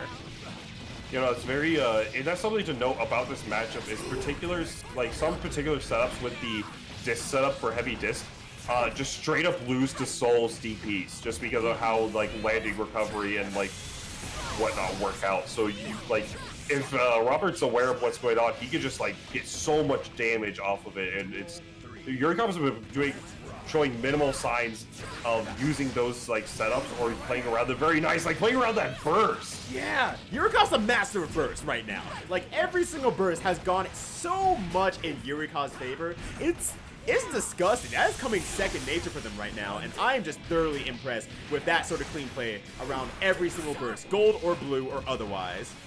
Yeah, oh my goodness, and yeah, just mixing up the options that Yurikov is showing with just, like, when do I use the heavy disc? When do I not use the heavy disc? Like, almost everybody's expecting that heavy disc to come out, and in the moment Robert doesn't see that, he's like, oh geez, what, like, it's like you have something less to worry about, and it's so much more worrying. Yeah, because it's like, wait, what are you doing? What are you doing? This isn't optimal. This is not optimal. It's like, wait, no, this isn't the setup. Where's the disc? Yeah, what's up, this? And then just like that, though, off of a very swift 3-0, resetting the bracket, Yurikov's looking nice. Yeah, like, insanely so. I'm thoroughly impressed. I thought at this point, Robert's like, okay, I'm starting to get some of the matchup now and everything like that, but I almost feel like Robert is even more on the back foot than they were when they started the whole set. Like, I'm seeing all those bursts getting baited. That feels awful. A lot of the mixes are starting to work out, discless or disc full, and just Yurikov is just able to take all these very just growing risks against a Soul player, and that is saying a lot about the confidence vibing through Yurikov right now. Yeah, and that's the big thing, is that if you're not playing with this confidence, if you're not playing, like, if you're not playing with this, like, mental, like, fortitude that, like, your options are going to be right and you know what the opponent's gonna do, then you're gonna, like, it's gonna show in your play. You're gonna be more passive, and that's what Soul loves. So establishing this dominance is a very important thing. Nice use of that 5k to create that counter hit trade. Gold burst now. That means that Robert finds this opening. He doesn't have to worry about that defensive option. Did he press the button? He did! Yes, he did. And one thing I actually want to say about Yurikov's gold burst situation has been using with their back into the corner, and then immediately going to hair car afterwards. If it touches, mix up city. If it doesn't touch, I'm out of the corner because you jump. That's the only way to get out of that situation. And Yurikov has been using that as such a utility move. I'm thoroughly impressed with that setup, like, by itself. I have never seen it used so calmly as I have with Yurikov. Yeah, and it's like, you have all, like, Yurikov's playing this incredibly well, but Robert, like, definitely whenever he's able to get those openings is, like, just getting tons of reward off of it. But just Yurikov right now is showing, like, I'm not gonna let you get many opportunities. You have to capitalize, like, off of anything you get. And just like that, you can see now, Yurikov doing the right option, just double jumps, air dashes, just trying to, like, let Robert have no option here. 5H of the Banter Revolver, tries to go for the scoop, but jumping a lot. Yurikov able to get his way out. The burst is on deck. Baits it out. Yeah. It doesn't stop, Bojack! It doesn't stop! It does not stop. And just like the license. Yeah, this license doesn't stop. Bojack doesn't stop. It's that's the thing though, is like Yurikov is like playing so well and has this read on how like Robert's defense work. And everybody's like, oh, offense, like, you know, the offense is so strong, the offense is ridiculous, whatnot. Yeah, like that's the big thing. But the offense, whenever you have a good offense that is structured, like not like, oh, I'm gonna do this and they don't know how to deal with this. This is like anti-Robert strategy. Right. That is so exactly catered against Robert right now. Every single time, like, Robert backdashes, there's the close slash to catch it out. Every time Robert tries to burst, there's the blocking situation, the jump cancel that you're from Yurikov. Just every situation has been so highly tailored to Robert that he can wear like a fine pea coat and go out in the city looking nice as hell. Absolutely, no. Oh wow, he goes for the same shot. That's the other thing. Robert is one to let that volcanic viper rip, and Yurikov is playing around it, and then the burst. Yurikov is just playing so well right now. I'm thoroughly impressed because you saw Yurikov, okay, do a close slash, waits it out, no burst, went up and throw. Did it again, burst, baited out, confirmed, and went to the confirm anyway. Then close slash because you have no other decisions now. Congratulations, you feel awful about every single thing you've done. Yeah, oh my goodness, and it's just like, the moment, like, once Robert finds these hits, yeah, it's gonna lead to tons of damage, but like, he's not able to find these hits. He's like, it's just like Yurikov is doing a good job of adjusting when like they're FDing, when they're gonna be using just like jumps, whatnot, and finds these openings now. Even after like that dropped heavy volcanic viper was able to recover from, but just like that, back into the mix, tries to call out any sort of DP, but no dice. Gonna block. Oh yeah, this mix up. Oh, getting 50 meter again from that positive bonus. Just really pushing forward with that and just saying, cool, I got one mix-up, but I'm well on my way because I've been pressuring this entire time. I've been moving forward this entire time. I'm going to get another 50 meter and times it perfectly with the Bad Moon to get another very tricky mix-up to go 2 up against Robert. That's the other thing is, that's like the first, outside of combo, that's the first Bad Moon we've seen all tournament from Yurikov for the mix-up. Like, Yurikov's been getting all these openings off the layer 1. And like, I wouldn't even say Yurikov has been messing around a whole lot with layer 2 and went straight to layer 3. That was just a layer 3 jump over. Like, oh my gosh, Yurikov is just mixing up the options so extremely well after this whole event. Still has a lot left in the tank. That's the scary part about this kind of player. You've been playing for like 3 to 4 hours, and you still have more that you want to show off. All right, the first gold burst against Yurikov has landed since like the beginning of the event, and the first gold burst from Yurikov misses since the beginning of the event. This could be an advent of the things that are going to be changing here going forward. Yeah, that's one of the things as well, is like we may see it in the case where Robert like is been kind of getting played this grand finals, but when the, you know, back to the corner, this is like the last game that he has, you know, like will something change? How will Robert adjust to the situation? And now any hit could potentially kill for like for Yurikov here. Finds that PRC, not able to get the full combo from it just because of the range. Trying to get something started here. Robert playing so like just hard. It's hard to get something started here. Yeah, the super. Yeah, no reason not to go for it because you have the meter to cancel out. Gets blocks and makes it afterward. That was very, very good. Oh, that can be punished if you can do a 2S from or 2D from there, but no need at all. Yurikov now on match point. Yeah, that was just very good play from Yurikov there, and even like Robert had like the idea for the 2H there, well the 6H rather, but it just wasn't at that good timing. Oh wow, yeah, the 3 overheads right now, able to connect with that far slash, and not able to get the defense on these overheads, and just like that, another mix-up. Gonna be put into the corner here. Not gonna break the wall, but it will be a next kill situation right here. And just, Robert has had enough. I've been next for the last 15 minutes for y'all's entertainment. I'm out. I've had too much of this. No, I feel this in my bones. Just like that, like People be like, say what you will. You know what happened afterwards. My man said GG's, handshake, Yeah, gone. shake my hand. Shake my hand. You saw Millia's hand in the air, just like, hey, Chipp, shake my hand.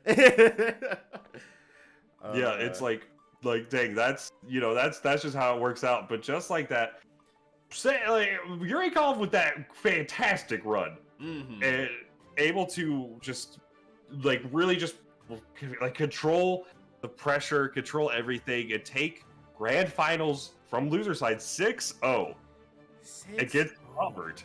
That's no small feat. Robert's playing really well. Yeah. So, just like that, Yurikov will be our grand champion for the NA side of things over here for Vortex Gallery Strive. We do have second place going to Robert.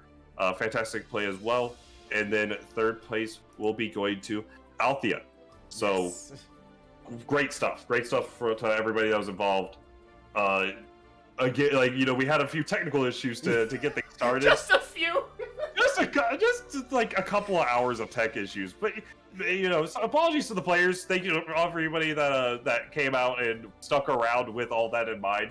And Yurikov's happy that they stuck around, because that's a good. And now we do have, it looks like, a Matcherito comment. You on it? No, you got it. I can't find it. Okay. I didn't know if I was specifically supposed to read it. Okay. All right. For the amount from Zero Syndicate, 320 Vortex Gallery Wolf Mug. And also, shout out to Dr. Dubs for the $5 direct contribution, along with hitting the coupon. Yo, much love to all those who have been supporting the tournament throughout and through. You all are absolutely wonderful. And greatly appreciate you joining us. Greatly appreciate all the support, both on my channel, sharing out the stream over Twitterland, doing the host. You all have been awesome and super patient with us. So thank you so much for taking the time to spend your night with Bojack and I. Absolutely. Like, that was a blast. Like, also shout outs to Lee. That's like $50, a $50 direct contribution. Like, let's get it. Yeah, absolutely. Oh, But yeah, definitely take the time before you head out to use those free Matcherino codes while we still have them. We'd greatly appreciate that. Any support for the Vortex Gallery would absolutely be wonderful. So thank you so much. Good games, everyone. And Bojack, do you want to show yourself a little bit before we head out here? Sure. Yeah, follow me over on Twitter, YouTube, whatever, Bojack198. You can put it in the chat, by the way. It's fine. Yeah, I got you. But yeah, no, check it out. I don't upload YouTube videos that often, and I haven't streamed in a few months. Oh, God. Check me out on Twitter, though. I tweet every once in a while. You tweet good stuff. So there it is. Thank you. How about you? Where can we find you, weirdo? All right, the comment now, because I'm gonna go back for Zero Syndicate, because apparently the comment disappeared, and it was not correct. It's gone now again. It was there, and now it's gone again. So I don't know. I saw it. Oh my god, it's lunch for Yurikov defeating the Wi-Fi warrior. Sheesh. Wow. But it's $10, putting up at $105.66, and you can make it a little bit more if you want to claim these last 29 codes. Tell your friends, tell your family, tell your grandma. Get that 30-cent coupon and help out the players. But yeah, no, like, yeah. Sorry, I was supposed to show myself. I know. As for myself, obviously you're on my YouTube channel. Wow, great start for me. You're on my Twitch channel right now. I do stream 3 times a week minimum for the most part. So definitely check me out here if you want to hit that follow or anything like that. Much appreciate to have you all here. I don't stream match fighting games as much as I maybe used to, but I still hang out and have a lot of fun with kind of random off games and whatnot, like No More Heroes 3, just finished Hollow Knight, so on and so forth. So happy to have you all here. And hell, like Bojack, I'm always doing commentary everywhere I go for events. Always happy to help out an event. So if you have an event coming up and you're looking for commentators, definitely hit both of us up, because we will be very happy to help you all out. Yeah, hey Pinnacle, like, I have a passport, hey Pinnacle. My passport's also legal, so just I actually don't, but we could get one,